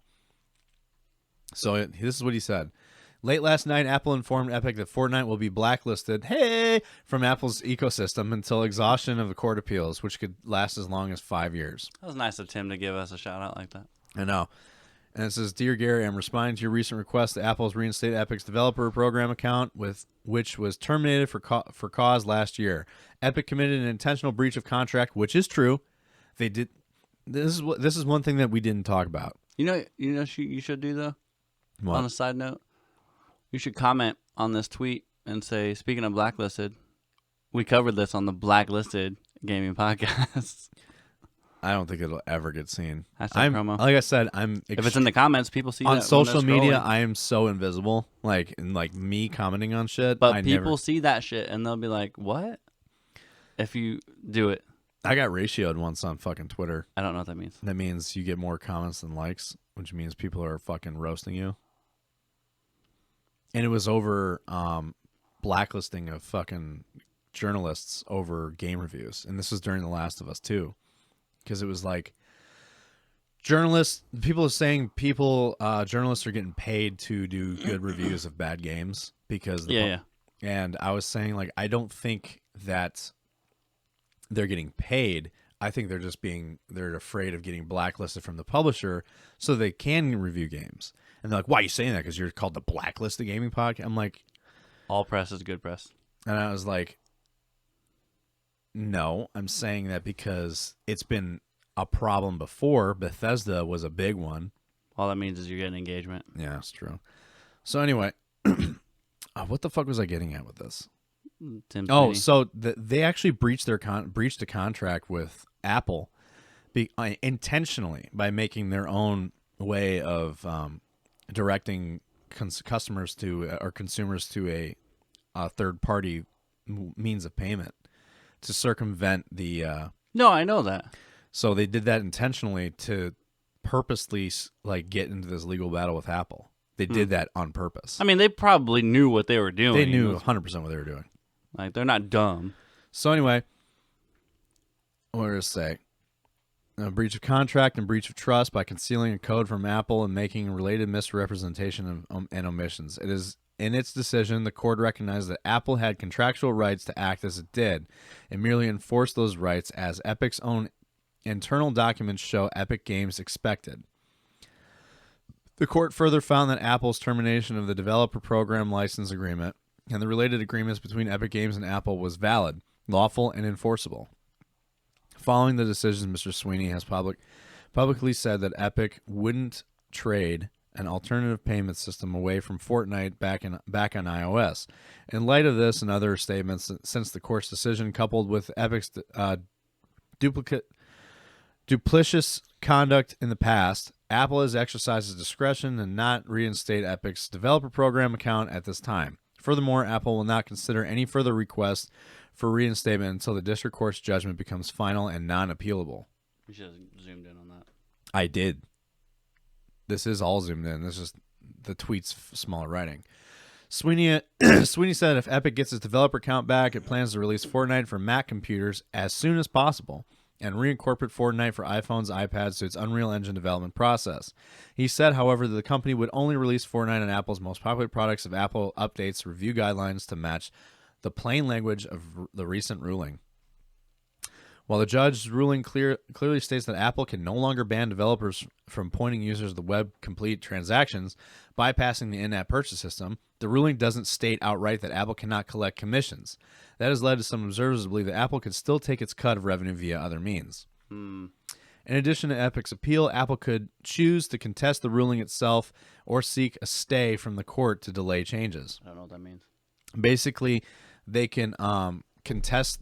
They can say, no, we don't want to do that, or have the changes be put on hold until they can, do further more court shit. I don't know. I'm not a legal guy. Mark Perry, a lawyer representing Apple, said the company won't reinstate a developer account immediately because of Epic's duplicitous conduct in the past, statements made by Sweeney after the ruling. Sweeney said at the time the ruling wasn't a win for developers or for consumers. Following the decision, Epic paid Apple $6 million for circumventing the company's in-app purchase fees. During the trial, Apple said it would reinstate Fortnite if Epic allowed the same App Store rules as their developers. Apple lied, Sweeney said. Apple spent a year telling the world, the court, and the press they'd welcome Epic's return to the App Store if they agreed to play by the same rules as everyone else. Epic agreed, and now Apple has reneged on another abuse of its monopoly power over 1 billion users. This is why I fucking hate Apple. I mean, he's, in a way, I hate to say it, but Tim Sweeney's not wrong with that. Apple did say in the court that they would welcome Fortnite back to the iOS store, providing that Epic follow the same rules as everyone else. And they said, okay, we will. And then Apple was like, nah, dog, we're not going to let you back until all of your appeals are exhausted. So they changed their mind. I fucking hate Apple on so many avenues. I know. I honestly think that Apple only said that just to fucking be in the good graces of the judge. Apple died to me when Steve Jobs died. Yeah, I mean, it's funny because now Apple's turned into the cancer that killed him. It has literally spread. It has literally spread. So yeah, this is gonna be a fun. We're gonna have much more Apple versus Epic news in the future. We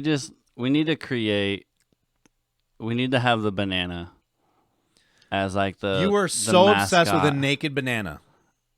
That article was fucking hilarious. It was.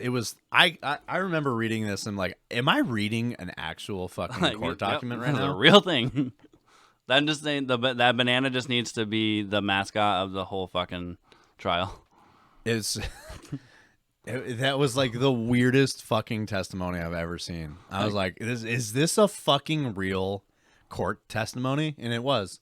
I remember telling you about that. You're like, that's not real. This isn't a real fucking thing. No, as I was reading it, I'm like, I cannot believe this is on a court record right now. This is fucking wild. It just needs to be the thumbnail for. So we're gonna talk about Nintendo Direct and the weird shit that's coming out of this. That's such a weird name. I mean, that's whatever. I mean, who gives a fuck? So we're gonna talk about the biggest announcements on Apple Direct. I like if it was Nintendo Direct Play, I'd have had a better idea of what it was. So Nintendo Direct, the biggest announcements and trailers. And so in preparation for the busy holidays, yeah, it's Kirby. There's a new Kirby game coming out. Hey.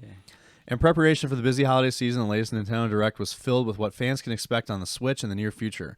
We already knew about some of the big titles, including the new Metroid and Mario Party games, but there were a handful of surprises, including a new Kirby game, an expansion of the Switch Online, and star-studded cast for Super Mario animated movie. If you missed the event, here's the big news. I wonder if Smash Bros. Is on there. The Super Mario movie has a date and a cast. Movie? I think it is, actually. Smash Bros. Yeah, it's a movie. It's an animated movie. Interesting. It's been a long time since we've heard about the Super Mario's movie, which is being made in collaboration with the Minions studio Illumination.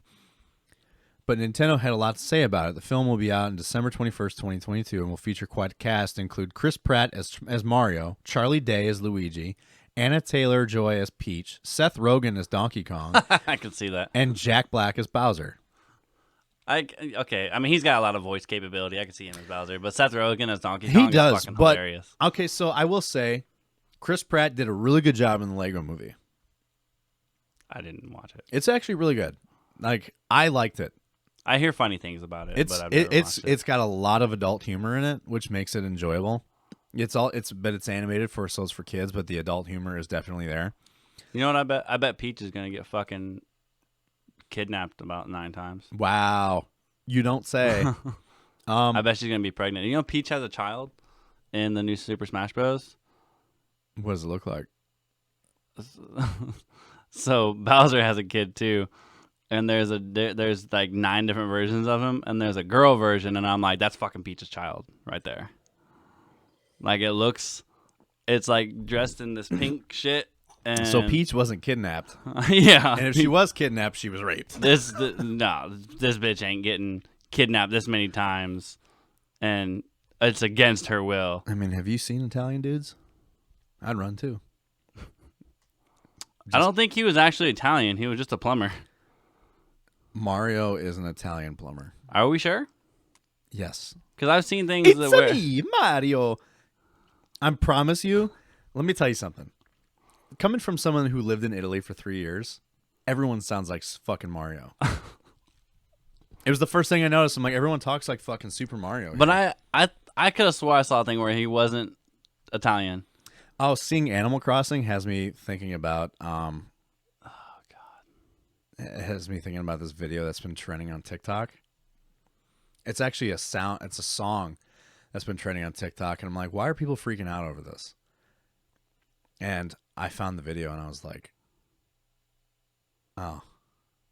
My girlfriend is still obsessed with this game. Then you should really show her what I'm going to show you. I don't want to. I can't wait till she gets Pokemon so she can play something else. So, as expected, both Nintendo 64 and Sega Genesis games are coming to the Switch Online subscription service. The twist is that part of an expansion pack, which sounds a lot like premium tier for the service. Nintendo hasn't announced pricing, but promises that details are coming soon. Animal Crossing New Horizons is getting a big update in November. Stop it. It's been quiet and cozy in the world of Animal Crossing New Horizons, but Nintendo just announced a major update for the Switch game that could breathe some new life into the virtual world. The update won't be here until November, and Nintendo says it will reveal more details in October, though it looks like we're finally getting a long-awaited cafe. Tell me that's not fucking Peach's child. That's Peach's child. That's fucking Peach's child. That's Peach's child. So Kirby is back. The next Kirby title is called Kirby and the Forgotten Land, and it transports the pink cutie to a post-apocalyptic world for some 3D action. It's coming to the Switch next spring. Bayonetta 3 is coming next year. We got a nice long look at Bayonetta 3. Let's get a nice long look at that cartoon face. There we go. Yeah. Okay. So with nearly a 4-minute long trailer of action, the bad news is the game won't be coming out until next year. Monster Hunter Rise Sunbreak. I've actually heard really good things about Monster Hunter, and I've wanted to get it. Alicia doesn't really like it much, but I wish it was just one big ass game versus multiples. Yeah, I know that they're not connected. Nah, I know. They split it up too much. That was the biggest issue that Alicia had with it. Yeah, like if it were one big world with kind of like how World of War does it. Like they've just got the expansion packs and they just make it bigger. But like those are separate games basically. Like it looks really cool. I've seen people play it and honestly it looks fun. But I don't want to buy one and then it just gets updated later. And then this one's out fucking dated. Yeah, I know. So Monster Hunter Rise is getting what's described as a major expansion this year, which will include naturally new monsters as well as new story elements. The expansion is called Sunbreak and it's launching next summer as paid DLC. The original KOTOR on the go. Who needs a fancy remake when you can play the original Knights of the Old Republic on Switch? The game is already available pretty much everywhere else, but Nintendo's tablet should be a good home for the classic Star Wars RPG when it launches in November. I don't know what this game is, and I don't care. Square Enix is making its take making its take on Mario Kart. Stop. Square Enix and the company behind Final Fantasy announced on Chocobo GP, which looks a lot like Mario Kart, except the iconic characters from the Final Fantasy universe and twists like magical spells. It's due out next year. I think Square Enix should focus on fixing Guardians of the Galaxy and Marvel Avengers first. Guardians of the Galaxy, by the way, looks like shit. Yeah, it does. And the voice characters piss me off. Talk to your mic, dude. The voice characters piss me off. Yeah, dude, it looks bad. I watched some gameplay of it, and I was like, this looks like another Avengers game. Yeah, it could have been DLC. It literally should have been DLC. I predict now that Guardians of the Galaxy is going to be hated. Yeah. It's going to be very... Like, if you thought Avengers was shallow and didn't have a lot of content, this is definitely not going to have a lot of content to it. So let's talk about China again. Who are they banning this time? They're banning effeminate men from video games. So China asked video game publishers to remove effeminate depictions in games. In games, yes. China attempts to curb the growing popularity of gaming have been well documented in recent times, but the last few days have seen the topic take a decidedly conservative turn, with authorities cracking down on effeminate behavior from men in the media. So they think that playing a video game, they're going to catch the gay, essentially. They want to get rid of gay-looking characters. Well, gay acting characters. Yeah, or gay-looking. Because they're going to catch Wait the till you gay see one of the who examples play it. of effeminate men that they use. And this dude, by the way, the guy that they use as an example is a horrible example because the guy is jacked. He just has long pink hair. I mean, there's a lot of gay guys that are he's a jacked. fucking... Well, yeah, I know that, but like I'm saying, like the character that they use as example is like a fucking a dark elf or some shit in a fantasy game. Because he's an elf. So first, there were reports that Chinese television was to be more heavily monitored, and now appears as though the government is trying to bring the same new regulations to the gaming industry. Can you imagine if this, like, the shit like this starts seeping into the U.S.? It will. It will. According to the report from NDTV, Tencent and NetEase were summoned for yet another talking to as regulators seek to remove what they consider to be abnormal aesthetics from gaming spaces. Sadly, why did it move? Sadly, in the eyes of those authorities, effeminate behavior from men is considered to be abnormal or harmful, as they ask developers to add more masculine qualities to male characters and avoid depicting effeminate men in games. The news comes after a report of the official Xinhua news agency last Wednesday, which detailed the latest edicts against gaming. Specifically, they state that obscene and violent content and those breeding unhealthy tendencies such as money worshipping and effeminacy should be removed. Funny they say that because, you know, most of the games that are coming out of China are fucking gambling mechanics. Yeah. But no, we're not going to. Those are okay. It's because they're not gay, essentially, is what they're saying. It's a move that experts say is driven by the older, more conservative members of the Chinese Communist Party. Communism! And people want it here. Fuck them. Fuck them. NDTV quotes University of Hong Kong Associate Professor Gang Song, who said that heterosexuality is seen as the only gender norm, and more conservative members of society experience anxiety at more ambitious expressions of gender and sexuality. This news, alongside the recent curbs to playing time for younger gamers, has seen Tencent and other companies' share prices tumble, with the ruling party telling huge firms they're focused on profits on the back burner. This would not be the first time game companies have to adjust different cultural moves in Asia, with publishers often leaving their pride efforts and other celebrations of LGBTQ communities out of promotional material aimed at China or Korea.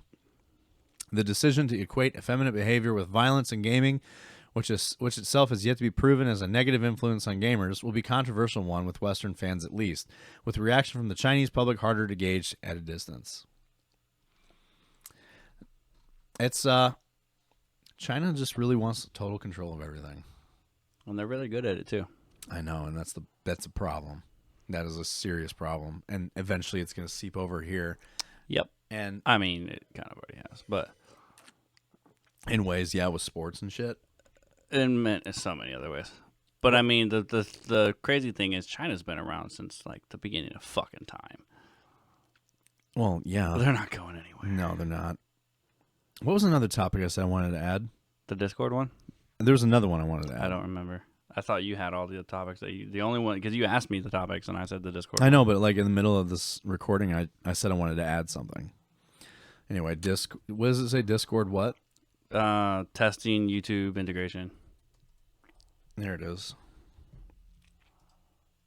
So for those that don't know, what was it? YouTube or Google banned, what was it? So there was 2 different bots that were mainly used in different servers to be able to play music, basically. But they pulled. Were these being used on YouTube? They were pulling from YouTube. Got you. Okay. So there are Discord bots to play music within servers. So like Me6, but it was specifically for music. And they were pulling directly from YouTube. Technically, they were in the wrong. And Discord actually acknowledged that. Or not Discord, the bots, the people that own the bots were acknowledging. They're like, we're honestly surprised that we lasted this long. And they got shut down. They were like, we had a good run. But now Discord is taking notice because so many people were upset about it. And it's such a huge thing to be able to play like the music. Because it was mainly just used for music. So Discord, being the fucking geniuses that they are now testing an actual full integration with YouTube. Okay, so people will be. So basically, like a partnership. They're hoping to partner with YouTube so they can play music on there. Yeah. Now this will also become murky waters, as I want to update about the whole Twitch DMCA thing that we talked about last week. Did you see the Devin Nash video about it? No, I did not. So basically, it's more of just Twitch is protecting themselves so they don't fall out of safe harbor. And the actual content creators are still... Literally nothing changes. And it sucks because everyone came under the impression that it was going to be, we can play music on stream now. Yeah, we thought it was going to be like what Facebook did. And it wasn't. Not at all. It was just Twitch covering their ass. Yeah. And it's an opt-in thing as well. And nobody's fucking opted in. So it's like it's a empty shell of an agreement right now that means nothing.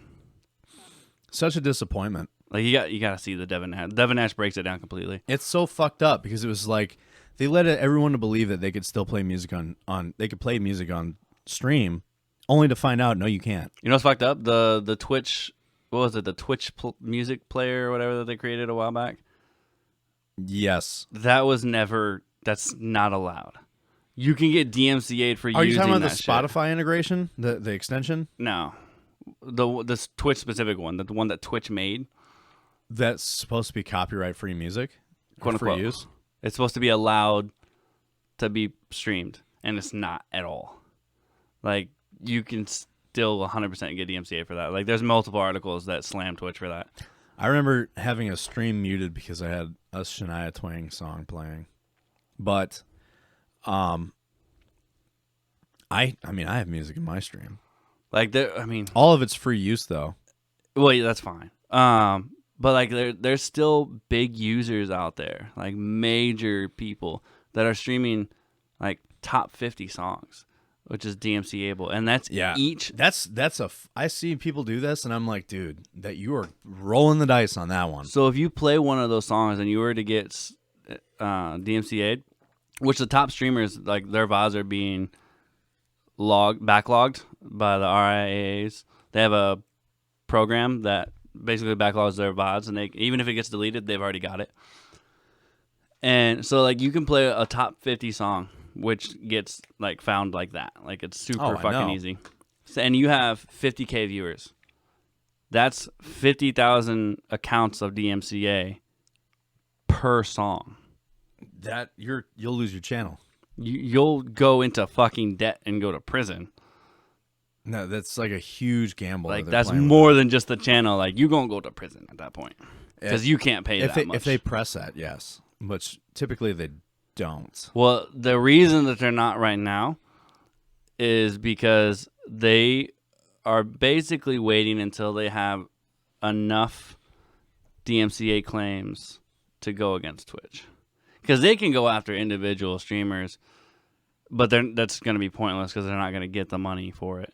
They don't give a shit about the major streamers overall. They want Twitch. Yeah, right. Twitch, because but the only reason that Twitch is doing that quote unquote that deal is to make it look like they're still within safe harbor. So basically, it's the responsibility of the streamer and not Twitch. Because as long as Twitch so is essentially what they did was they made it to where, like, okay, so if you do want to fucking press towards the DMCA charges, you won't be able to press towards Twitch. You'd be pressing towards the user. Kind of, yeah. Because Twitch is supposed to be, as long as Twitch is doing within their necessary and capabilities to Moderate stop, that. to stop it and to tell people like we're not endorsing this.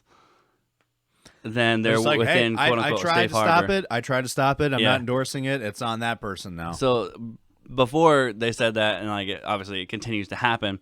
So this deal makes it look like they're doing all these extra things to where it falls only on the streamer and not on them. Yeah, but it looks like they're doing more to still be within safe harbor. They're protecting themselves. The fucking shit that Twitch does more and more makes me really want to get off of it. Like in reality, they could just do what Facebook did and pay the fucking. But they won't. Right. Yeah, and they won't. But they won't. They have yet to do that, and it's like more and more of these decisions. Like for example, the hate rage shit. How long it took them to even do anything about the hate rage shit. Now here we are. Some of the hate rating has been reduced. Like you don't hear of it much anymore. I don't get these bots following me all the time anymore. But during this, they were looking into ways of covering their own ass against DMCA versus actually like making it to where the fucking streamers weren't getting targeted by hate raids. And then like they're prioritizing their own shit over their own community. Like you have these streamers that are like they're fucking struggling, and you know they're facing all these like this shit for like DMCA and stuff, and it's like Twitch is covering their own ass and just leaving it to the streamer to fucking take the fall on everything. Yeah. And it's like you're fucking destroying your community. Like you were doing nothing to protect your community. You're literally doing everything to protect yourself. I'm okay with this because it's just going to make YouTube that much better. Yeah, and I'm really excited to see what the future holds for YouTube because I think that it's going to hold a lot. And I think I've been just by looking at the changes I've seen. Well, yeah, because YouTube actually cares. YouTube does care. YouTube is looking at ways of making everyone's content visible. And they have the money for it. Too. Yeah, and versus Twitch where it's like your content's only visible if you're popular. Technically, Twitch could have the money for it, but Amazon doesn't give a shit about Twitch. No, it doesn't. Because Amazon, that's not how Amazon gets its money. YouTube is owned by Google, and it's a major money maker for Google. So it makes sense for Google to put in a shit ton of money for it to also see that money come back on the back end with those improvements. Because they're investing in something that's already making them a ridiculous amount of money. That's why I'm kind of doing like a soft switch to YouTube. Which is smart. I don't want to like I haven't been streaming on YouTube. I've been posting these on YouTube. I need to make more shorts to put on YouTube. But I've been posting more on YouTube than I have in like the last year. Well, you should do since you're playing No Man's Sky. It's more of a one-person game. That on originally YouTube. That's what I was gonna do. I was gonna put single player games or like adventure games and exploration games and all that shit on YouTube. My whole thing has been I'm really addicted to fucking No Man's Sky now, and I'm also doing the charity, so I have to be on Twitch for that. And that's why all my streams lately on Twitch for the last couple of weeks have been just that. And I'm like, yeah, I really should start playing something else. So I might actually split my stream today, which is going to be a 12-hour stream, which I was potentially going to start now, but close. Yeah, but I mean now if I were to start in another hour and a half, I'd be up until 1:30 in the fucking morning streaming. That has to be a 12-hour stream though. Why wouldn't it be? No, I'm saying you don't have to do a 12-hour stream. I'm trying to make up for my internet. Dude, my fucking dog barks at absolutely everything, and he does not stop. In the morning, these dogs at 6 o'clock in the morning, every day, like clockwork, wake us up every day. And none of us get up that early. Like, Alicia doesn't need to get up that early for work. I don't get up that early for anything. Does she do her work here now? Yeah, she works from home. Oh. She works from home. So she normally wakes up at like 8 to get ready for work. Man, I fucking wish. And I don't understand where these dogs got the idea. Let's wake up at 6 in the morning and go to the bathroom. This is not okay. It sucks. Because her dog, like Todd, I can tell him to shut the fuck up and he will. Her dog's deaf. So you can't tell him anything. Like, I've even considered, like, keeping a shoe by the bed to throw at the gate just to get him to fucking knock it off. Because what he'll do is he'll jump on the gate to get our attention. He makes this, like, whine. Because he can't hear. He doesn't whine like a normal dog. He's just fucking whine. He, like, screams. Because he's deaf.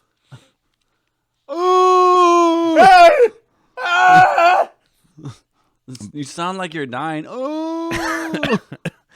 But yeah, and that's why when you like, it's really hard to pet him because when you pet him, he gets overexcited and thinks you're trying to play. So he like jumps and jumps because he can't really see, and 2, he can't hear anything. I'm just gonna have that sound stuck. So he's basically Helen Keller in dog form. So he like. You pet him, and like there'll be long periods of time when he'll just stand there and stare at nothing. I want to go outside. And it won't even be that. It'll be just standing there and just staring. This is why we're the black. I'll see him in the kitchen, and he just kind of just stands there and looks off into nothing, and just stares like this. Does he have to sign to you to go outside too? Like, I want to go outside. His sign is usually like, no, like you got to fucking make him go, otherwise he will just stay in the house.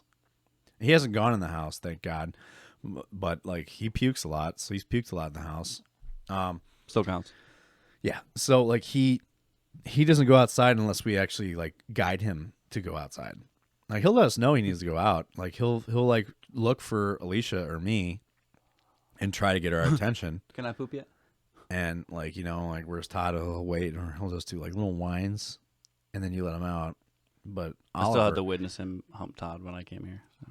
Yeah, he does that all the time, and I think he just does it because he's excited. And like, I don't know why he does it. I don't go humping people when I'm excited. All right, let's talk about this YouTube deal with Discord. God, Discord people are fucking geniuses. Yeah, they are. So Discord starts test. I saw an article a while back that said enjoy Discord while it's good, because at some point. It's not gonna. It's gonna. Like Discord is gonna get to a level that they're gonna get big enough, which everyone does after a while, and it's gonna get ruined. I know. It's with that. It's like that with everything. It's gonna suck. So Discord starts testing YouTube integration weeks after Google shuts down music bots. Such a cool picture. This is actually an already zoomed in article. This is great. Discord is starting to test YouTube integration just weeks after Google-owned YouTube forced 2 popular Discord music bots offline. YouTube integration has started appearing in a small number of Discord servers today as part of what appears to be a new test for collab between Discord and YouTube. Coronavirus. I choked on my own spit. It was dicks. The feature was called Watch Together, and the name implies it allows Discord members to watch YouTube videos together. A test of a similar Discord feature started 10 months ago before disappearing and resurfacing as Watch Together today. We understand the company has reprioritized the particular feature due to the recent music bot shutdowns. Watch Together is a very similar experience to someone broadcasting their screen on Discord, and the button to launch it even appears alongside the video and screen sharing options. It's designed specifically with YouTube in mind, allowing Discord server members to create a playlist of YouTube videos by searching or posting. Pasting in YouTube links? Posting in YouTube links. Who's the editor of this article? I don't know. You can even toggle a remote button that lets Discord server members share the ability to control playback. While it's not identical to the popular rhythm and groovy Discord music bots, you can use Watch Together to listen to music through YouTube in Discord. Groovy was the first one that got banned. Yeah, because that was the most popular. You may end up hearing or seeing ads, though. Discord warns when you first watch YouTube Together feature, you may see ads during YouTube videos. So the addition of ads and potential revenue opportunity for Google-owned YouTube comes just weeks after YouTube began aggressively shutting down Discord music bots. The Google-owned company sent legal cease and desist orders Are we really gonna fucking circle back to the same fucking thing we just said? We understand this is only rolling out to Discord friends and family servers today, followed by a wider beta of small servers and the broader availability in the next few weeks. Discord is tentatively aiming to launch all users by the end of October. If you're interested in testing the feature, it's currently live in Discord's Game Labs server. And that's kind of the cool thing too, is with these bots, Discord wasn't truly the ones at fault, but they're the ones that are trying to alleviate the unfortunateness of it, I guess. I can't figure out the word I was thinking of. Yes. What are you looking at? The video I was going to show you. I'm sorry. What video? The one about the Animal Crossing character. Do we have to? I really want to show it to you. If we must. It's okay. So you know the Animal Crossing character Ankha, the Egyptian cat? No. I try not to pay attention to them. Smash Bros has a Animal Crossing character in it, and we beat the shit out of it. It was very satisfying. No way this is on YouTube. There's a lot of questionable things that are on YouTube, which don't make sense but this to me. is not supposed to be on YouTube. This cannot go on YouTube. What I'm about to show you. I don't trust this site. Have you pulled up Abram's story? Yes, it's on my phone. I got to go open Discord, but all right. Let me take to Reddit real quick. Narwhals swimming in the ocean. Can't believe you've never heard that song. Welcome back to Fuck you, your stupid YouTube video. Vakio. Okay, let me see here. What are you looking up? It's a video. Wow, It's a video I can't show on here. a video. Here it is.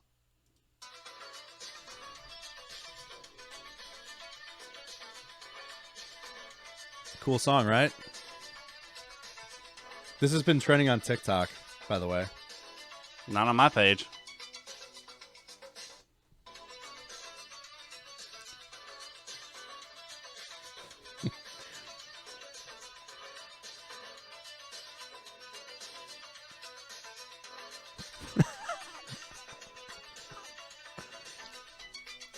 I'm so confused.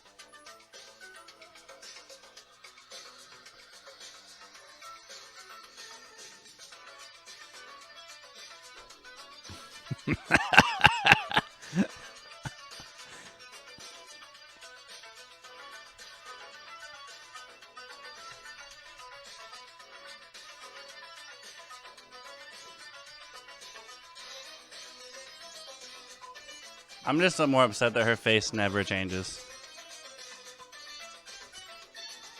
Why is it bubbling? I don't fucking Like know. it was going in and out. I don't know. Is this bestiality? Does this count as bestiality? I don't know what it counts. It's hentai, technically. Is it? That Yes. does not look pleasurable at all. Smacking the shit out of it.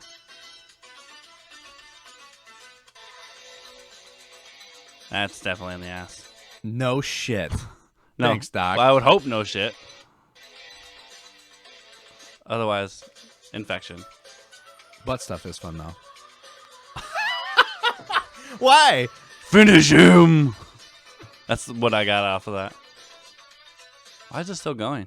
This is a 5-minute long video almost. Why? I don't know. I have the weirdest boner right now. Oh, God. Oh, God. Please don't tell me that. I'm kidding.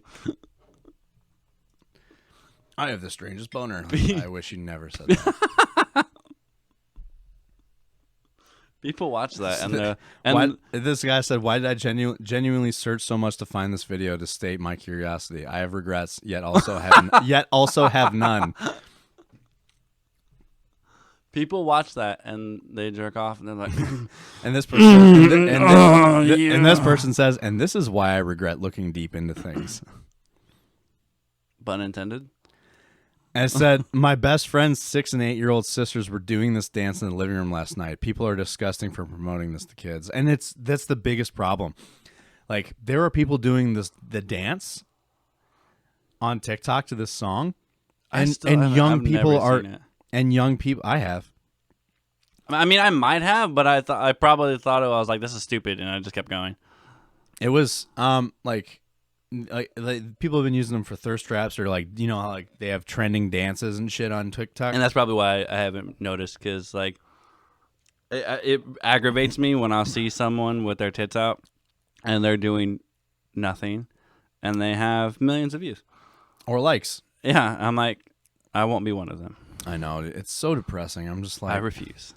Like, you have no content. It makes me sad because I'm like, I work so hard to make my content like good, and even still, like, I struggle to grow because of the mere fact that I am not a hot chick with nice tits or a nice ass. Like, and I can't. I'm not saying that women that do that are I hate them for it. I don't. Like, yeah. I respect it. Like, I mean, you use what you got, and like you. True. And, you know, I can't knock you for that. I'm just not going to watch it. Jesus. Or I'm just not going to tell you that you have good content. This is the biggest I can get this? No way. That's what she said. Is that on the... Open original? Is that what I had to do? Yeah, open original. There you go. I got to do this to each individual one. To each individual one, yeah. Because each picture. So here's a regiment story for you guys. This is from, who was it?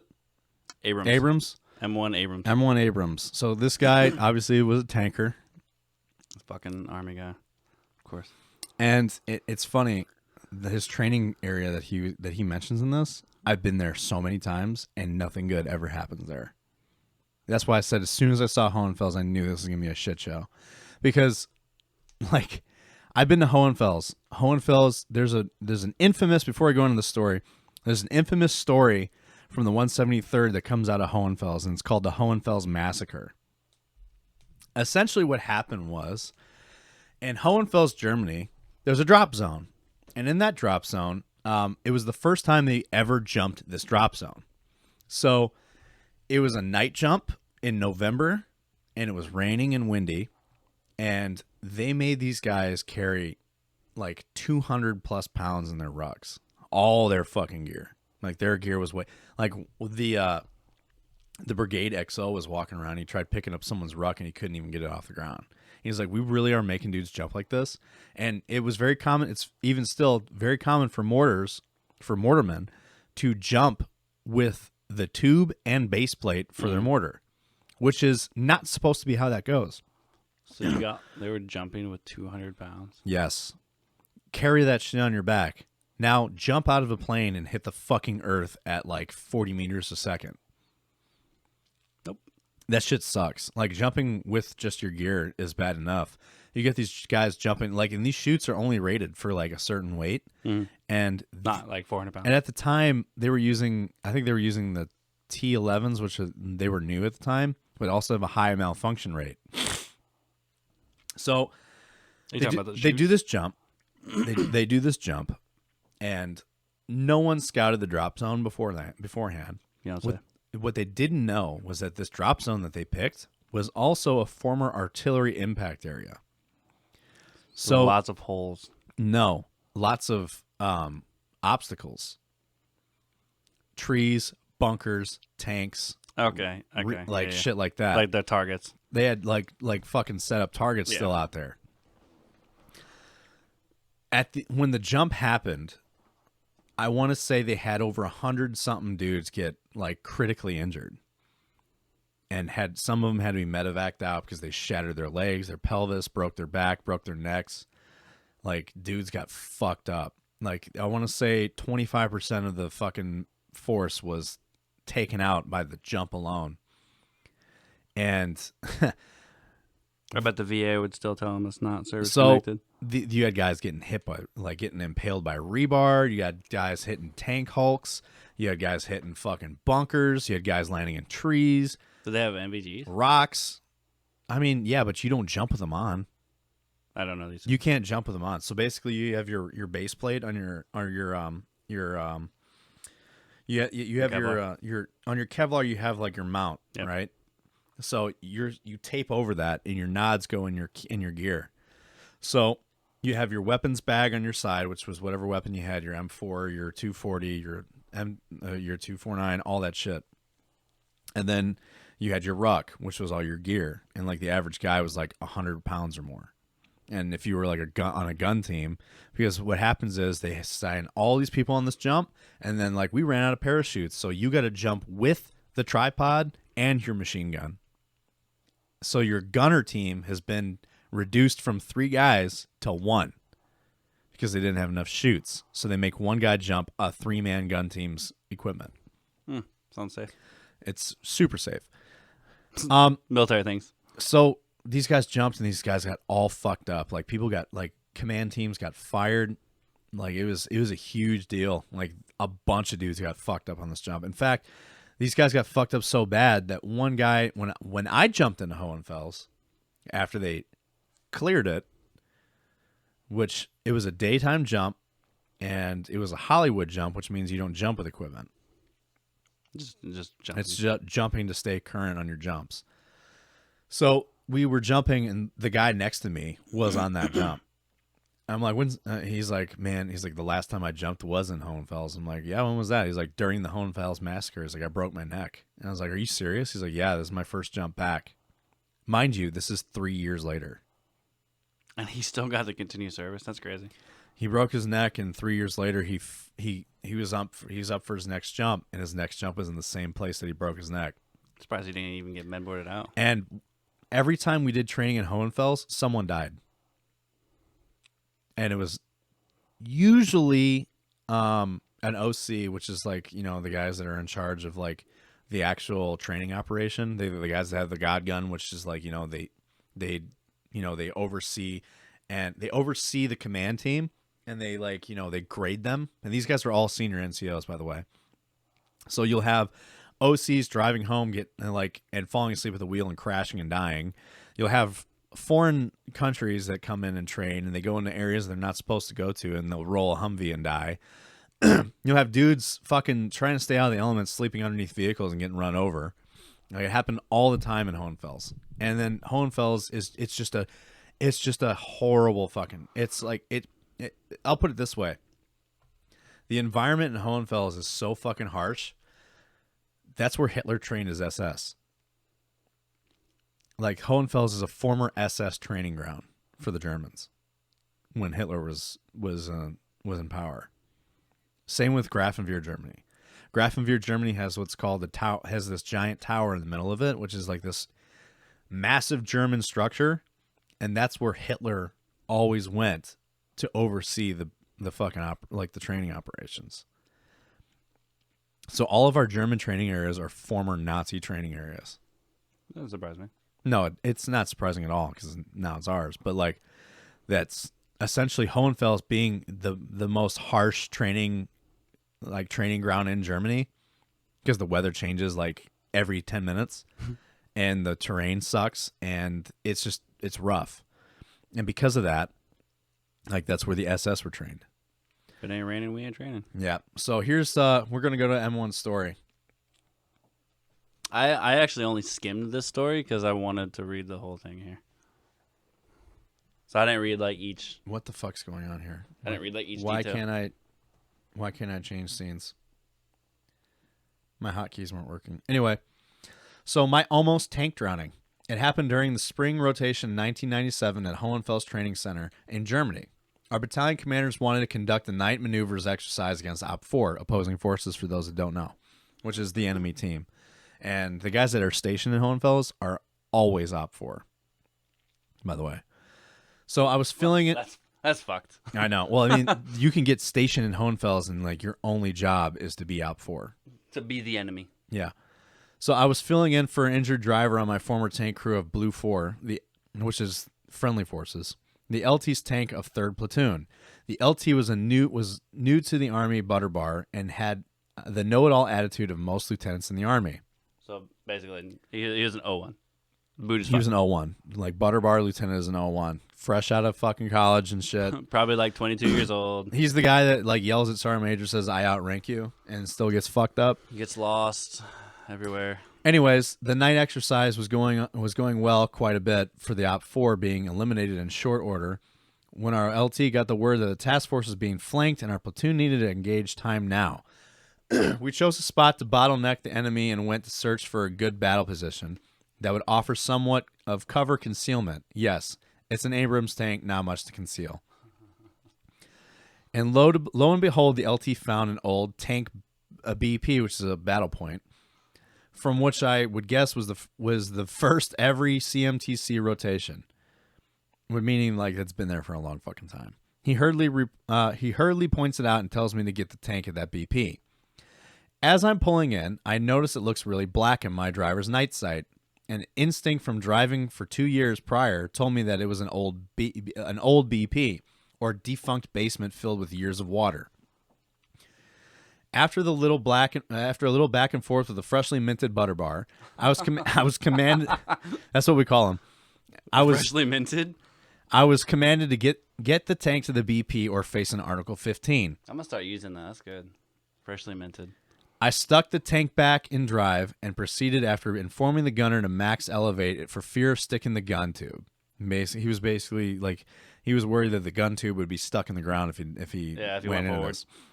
The LT overrides my call out as I'm halfway in. Shocker. And that's when the shit hit the fan. How dare you, in your experience, overtake my call? Right? I am an officer in the United States Army.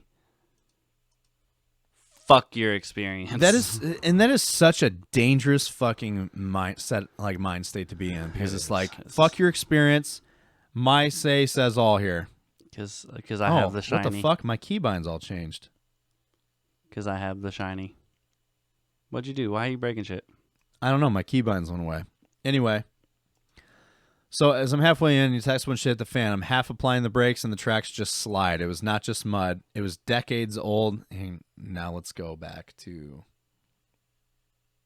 You didn't open them all up? How do you open them all up? They'll just open up in different tabs. Like when you open original. What do I do? Click on the next picture. It says open original. Is that the next picture? Yes. Yeah, open original. Okay, so that's when shit hit the fan. I'm half applying the brakes, mud. It was decades old, stagnant water and mud that was slicker than ice. We slid into the hole at the front end, just sank with a loud squishing sound. Well, I called that, I said to the LT who was hanging his head, according to the loader the next day.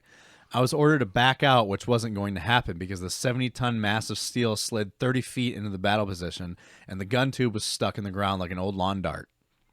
We were basically stuck at a 35-degree angle, and half the tank was underwater, slimy mud. I love his description. This is so well written. I know. After an hour of trying to free ourselves, the LT called out for rescue and was told that we wouldn't be recovered until after 0200. Yep, 0200. That wasn't a thing. So I'm sitting here stuck in the driver's hole because the turret can't spin and the hatch is covered by a 3.5 foot of mud and water, which is coming in through the hatch seal pretty quickly. After 0200 comes and goes, I start calling out in the command radio for assistance because I'm stuck in the hole. Cold water is filling it, and I've lost confidence in my commanding officer. The LT cuts the radio and cuts the radio personally and says he's going to write me up for Article 15 and possibly a court-martial. To which my reply is cut short by him disconnecting my radio station commo for the rest of the tank. Like, sir, you can fuck right off. No, his LT cut his comms with the rest of the tank crew. No, I know. We were informed that all recovery is halted due to safety concern at 0400. That's yelled down to me by my gunner. At 0800 comes around, and I hear the first sound of the M88 hooking up to us as the water... Suspense. Brace yourselves. This is when Butter Bar gets punched in the fucking face. As the water is now to my lips, with me holding my head to the very highest part of the driver hole as I can. Wow. 10 minutes later, the tank is level and the gunner is manually cranking the turret because the hydraulics are screwed from the water intrusion overnight. Oh, I think I forgot to mention the heater. That thing is in the driver hole. With the driver in the driver hole with the driver and shut off around 0500 because it was full of water. So they're also freezing. They're not only they're wet, but they're freezing. Hypothermia. The gunner got the turret, and I bolted out of the hole and down the back of the tank looking for the LT, only to find our battalion sergeant major and company first sergeant standing there ordering me to at ease. After losing my shit on the two of them about the ordeal and incompetence of the failed LT, they both agreed that my ordeal was frustrating. Frustrating. Yeah, I got you, Sergeant. I got you. We agree. It was frustrating. Yes. We can understand I was reminded of my up and coming at PCS to Fort Hood and that I shouldn't do anything to jeopardize my rank, and also the LT had been picked up by the battalion commander and was being debriefed about his actions. So basically nothing fucking happened to him. It does. So I'm standing there with mud to my lips and toes, and I was told to grab my bags from the tank and head to the CSM's vehicle and was taken back to the rear for a hot shower and some medical attention. Why did I need medical attention? Well, it was only 45 degrees that night, and the water in the hole was not much warmer. The same water I was in for near 8 hours. My body temp was low, according to the staff at the hospital. He got a silver bullet. I was about to say the same thing. I'm like, you know what that means? He got silver bullet. He had a thermometer up his ass. My body temp was low, according to the staff in the hospital, which it really never goes above 97.8 since that day. I had to have a bunch of meds, and there was a case, and I had to have a bunch of meds in case there was something in the water. Basically, he just got antibiotics. Yes.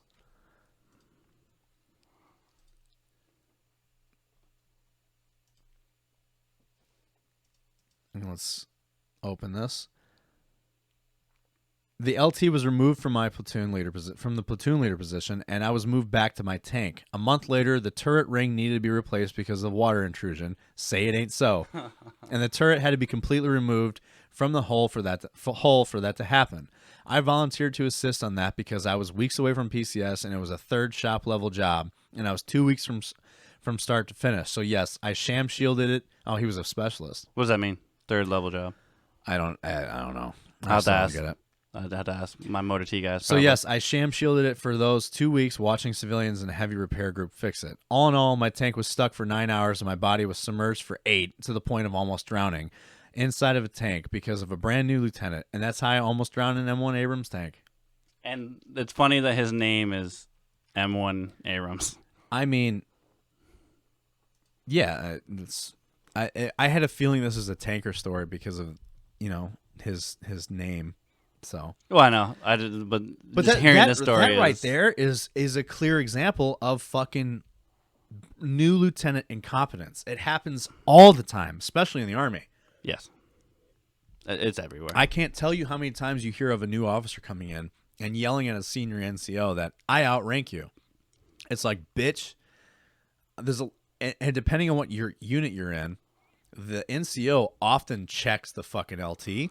Who's usually the COs of the lower commands in the Army? Is it the new boot officers? So you have lieutenants, you have second lieutenants, which are the O1s, which are typically new incoming lieutenants for platoons. First lieutenants are usually moved up, or they stay at the platoon level, or they get moved up to a staff job. And then you have your captains, which are the company they're the COs. They're the company commanders. Okay. Because the way the Marine Corps does it is like the new officers, like the first lieutenants and shit, they'll be the... so you've got the battalion, regiment, and then division. Right. So you have... So in the Army, it's company, battalion, brigade. Okay. So basically the company then is division. Is battalion for the Marine Corps then. So they would usually be the company or battalion commanding officers. No, I think for the Marines they are. Marines, there's companies, aren't there? That's what I'm saying. It should be the same level, except brigade and division are. I guess there might not be a brigade level. Oh no. So what I'm saying is the new officers are like that battalion level or the company for you guys, and then when you get to regiment, it's usually like a 03, maybe 04, and then Mardiv is obviously way higher, but the regiment is usually like a 04, 05, maybe 06. Yeah, so for us, like, you have 01 through 03 at the company level, and then 03 to lieutenant colonel, so you got 03 captain, then you get major and lieutenant colonel. So you often have 03. 03s can also be at the battalion level. So you'll have 03 to 05 at the battalion level, and at the brigade level it's basically 04 to whatever else. So it's relatively the same. The highest ranking officer in brigade level is a full bird colonel. And then everybody else higher than that, like division or garrison, Yeah. those are usually like generals and shit. I think it sounds like it's roughly the same. There are like each command staff has like a mix. So there's really no, like, you'll still see lieutenants in a staff level and battalion. So it just really depends on like what they do, like what their job is. So, but on the command team, it's usually like major, lieutenant colonel, or command sergeant major. And then at the brigade level, it's still command sergeant major, because every section of leadership within the Army has a senior non-commissioned officer or other non-commissioned officers on top of officers. So the command staff you got the battalion. So at the company level, it's first sergeant and captain. At the battalion level, it's lieutenant colonel and command sergeant major. And at the brigade level, it's full bird colonel and command sergeant major. See, the way the Navy works is it's pretty much only experienced officers can be in any type of like true leadership position. Yes, yeah, and it usually is the case. Like, like obviously, the higher up an officer you go, the more experience you have. You don't just fucking. The only one they really kind of hand out is like first lieutenant. That's what I mean. Even so, like at the Navy level, they like if you're a new officer, you are not being in that position. No, new officers are never like, you'll never see a butter bar in a brigade level. Like, I haven't seen it. No, I mean in the leadership position at all. Like, so in the Navy. Oh, you mean not even as a platoon leader? No.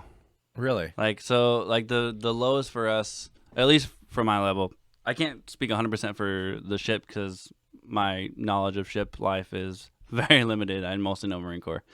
But for the corpsman world anyways, it's relatively the same as far as it goes with the hospital.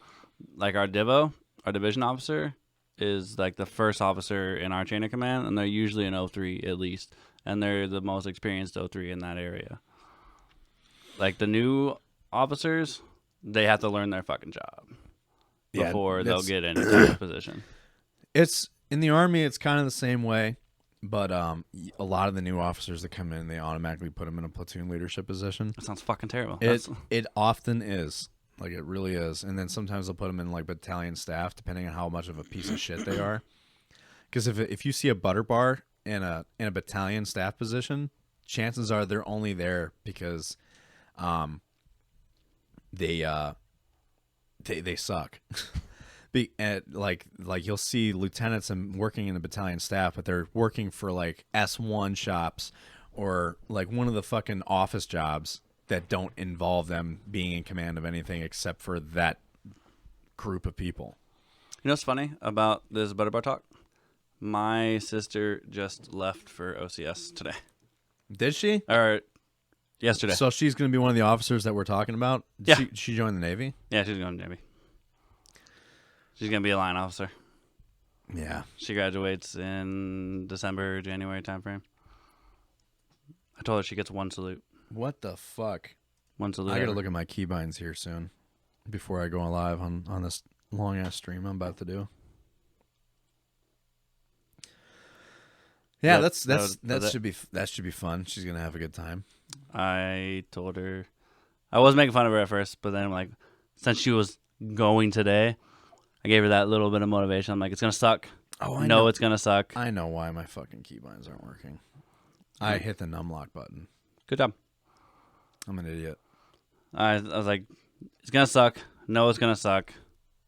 Essentially embrace it, but stay motivated. Like, don't fucking quit. Don't quit officer candidate school. Yeah, exactly. I can't. I don't think OCS is that hard, is it? So there's OCS There's and more ODS. knowledge. There's OCS like this. Like obviously, there's more knowledge thrown at you, like things that you have to know. It's more.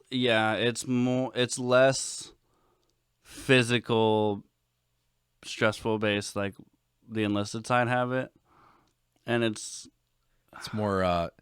It's more. It's like the professional boot camp, I guess.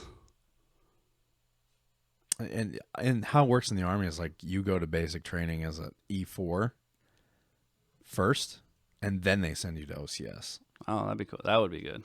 Most guys that go through OCS, they started off as a specialist in basic training, and they go through the basic training process, and then they go to OCS.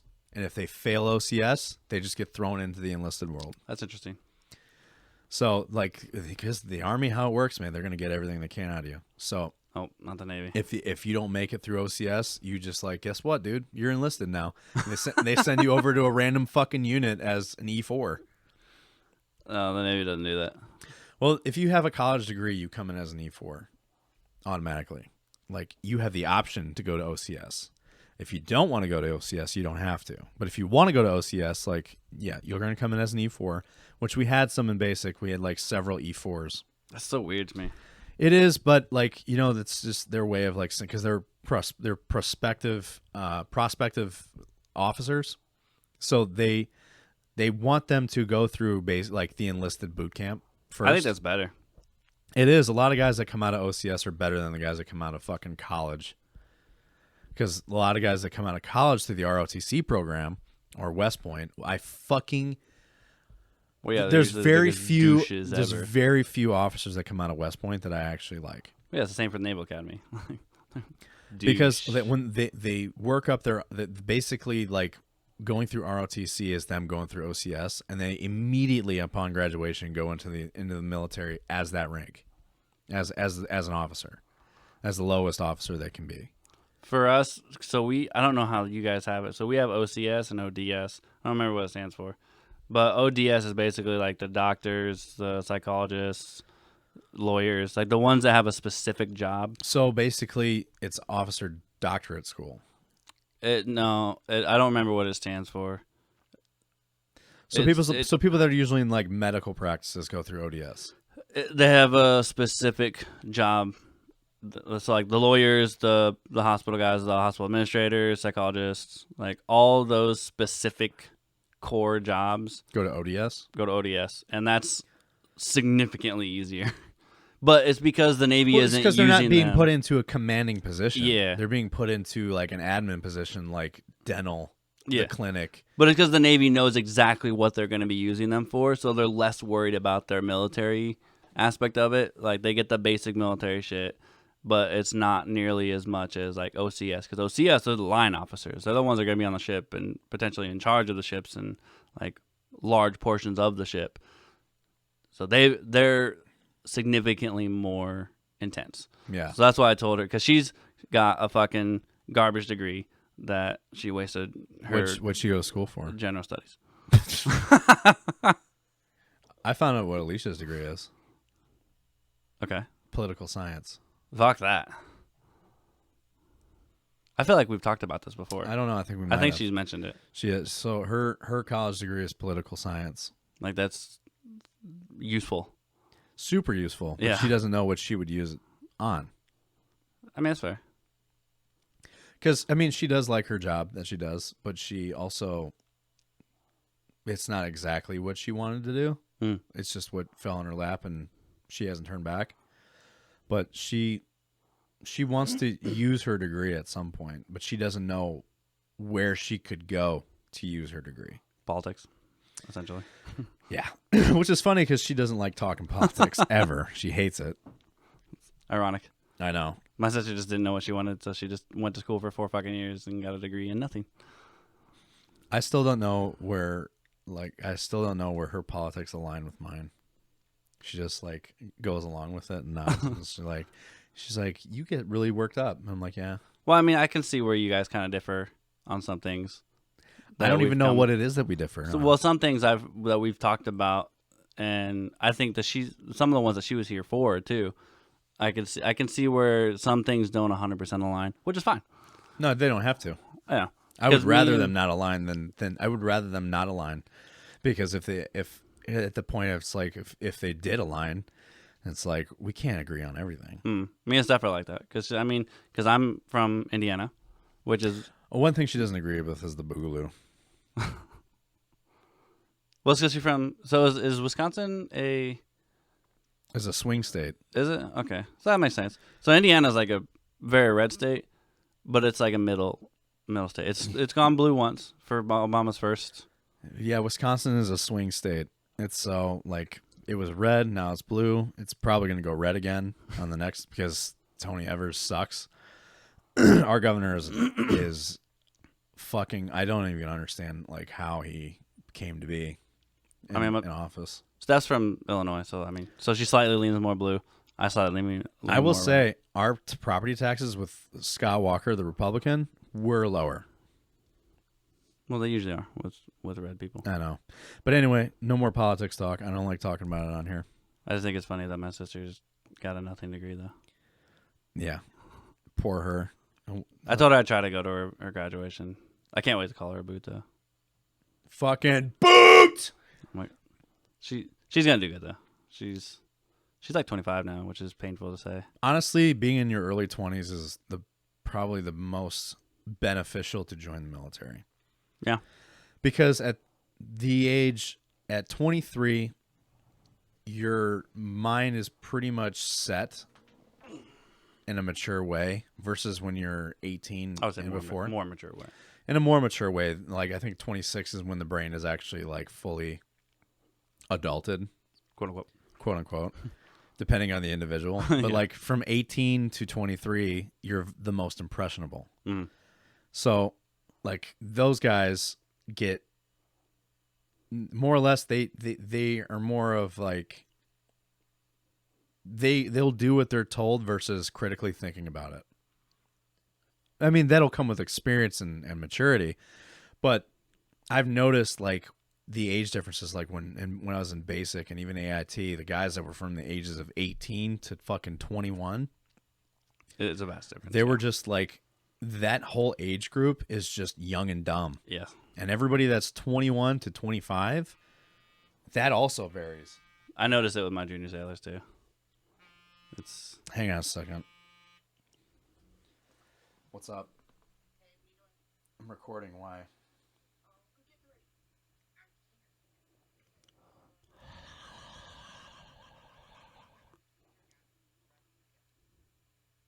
For? On Tiffany?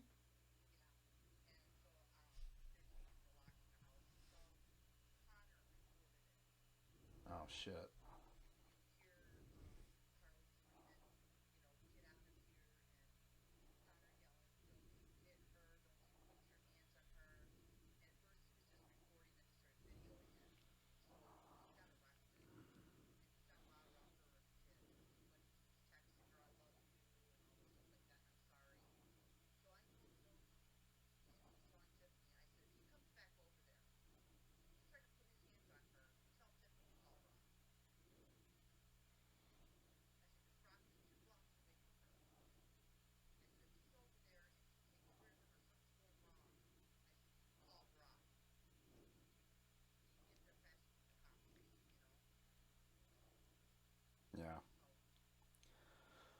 Yeah.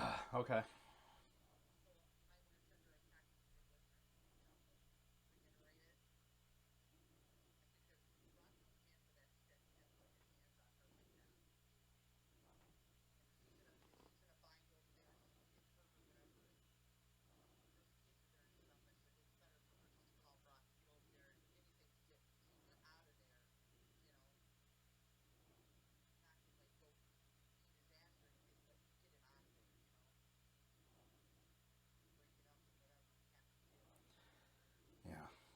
All right. Well, thanks for letting me know. All right. Okay. Bye.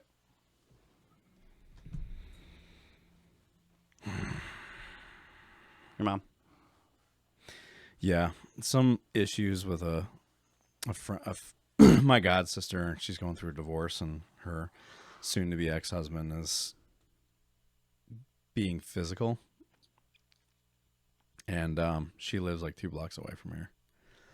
So he got arrested, and now like I'm basically gonna have to be on call in case he comes back, because I can get there faster than the cops. So speaking of Boogaloo, the Boogaloo, fucking. But yeah, so I might have to play rescue at some point. Hopefully not. Hopefully not. I mean, I feel like I'm not in any kind of fucking shape to be fucking superhero. But I'll do what I can. So we'll cut that part out. It's okay, everyone. Fuck you. Anyway, let's we're gonna wrap this up. We're at our regular time. Yeah. Well, no, our regular time used to be 4 hours, but we've been cutting it short. It wasn't necessarily 4 hours. We've reached 4 hours one time. It's okay. So over 3 hours has been our normal time. Yeah. Which I've been actively trying to not do. It's better for YouTube to do that. Yeah. And it's better. But when we do that, have you been putting in the timestamps in the comments? Yeah. I didn't do it last time. I would definitely. So because I forgot, and I would at least do it because I know we bounce around a lot. But I would do it to where the start of each topic, the timestamp. That's what I did on the one that I did that with. Like in the beginning, like where it's just us bantering, like just label it as banter. Like, that's what I did. Oh, okay. So I mean, I watch it on my Fire Stick, so I'm not able to see the comments. So there are, because none of them have comments. No, the description though. But like I can't click on anything other than the video itself. Yeah. Because I can't read anything. So I'm going to try to get, let's see, the next episode. I'm not going out of town anymore, but I do have Wednesday through Sunday off next week. Nice. Oh, we can do it on Friday then. We can do it Friday. Fucking sexy. That means I can bring beer. Yeah, you can bring beer. I want to bring Nelson back. Bet. So let Nelson know. I really, you know what? I want a third camera so he can sit over there and I can have the camera face him. Just get a PC. That's what I'm saying. I want a fucking PC, but I can't get one right now. Like, I looked at PCs right now, and like a decent PC is like $1,500 to $2,000. You know how you can get enough money for this? How? A GoFundMe? Reenlist. Fuck you. Yeah, sure. Sign my life away for 6 years so that I can get a fucking. Why'd you reenlist? So I can get a PC. Like how I waited till the very end of this to get that. You always wait till the end of this to tell me to reenlist. You literally sound like my old fucking platoon sergeant. You know that? On my Facebook, everything should have reenlisted. You should reenlist. I'm like, God, I can only handle so much. I just like that I find a way to slide it in there every time. I know. Anyway, guys, well, we love and appreciate you, and thanks for hanging out again. I'm going to have some plans coming up to integrate regiment people into this. So stay tuned for some of that. And we'll see you guys next week. And love you guys and appreciate you. Catch you later.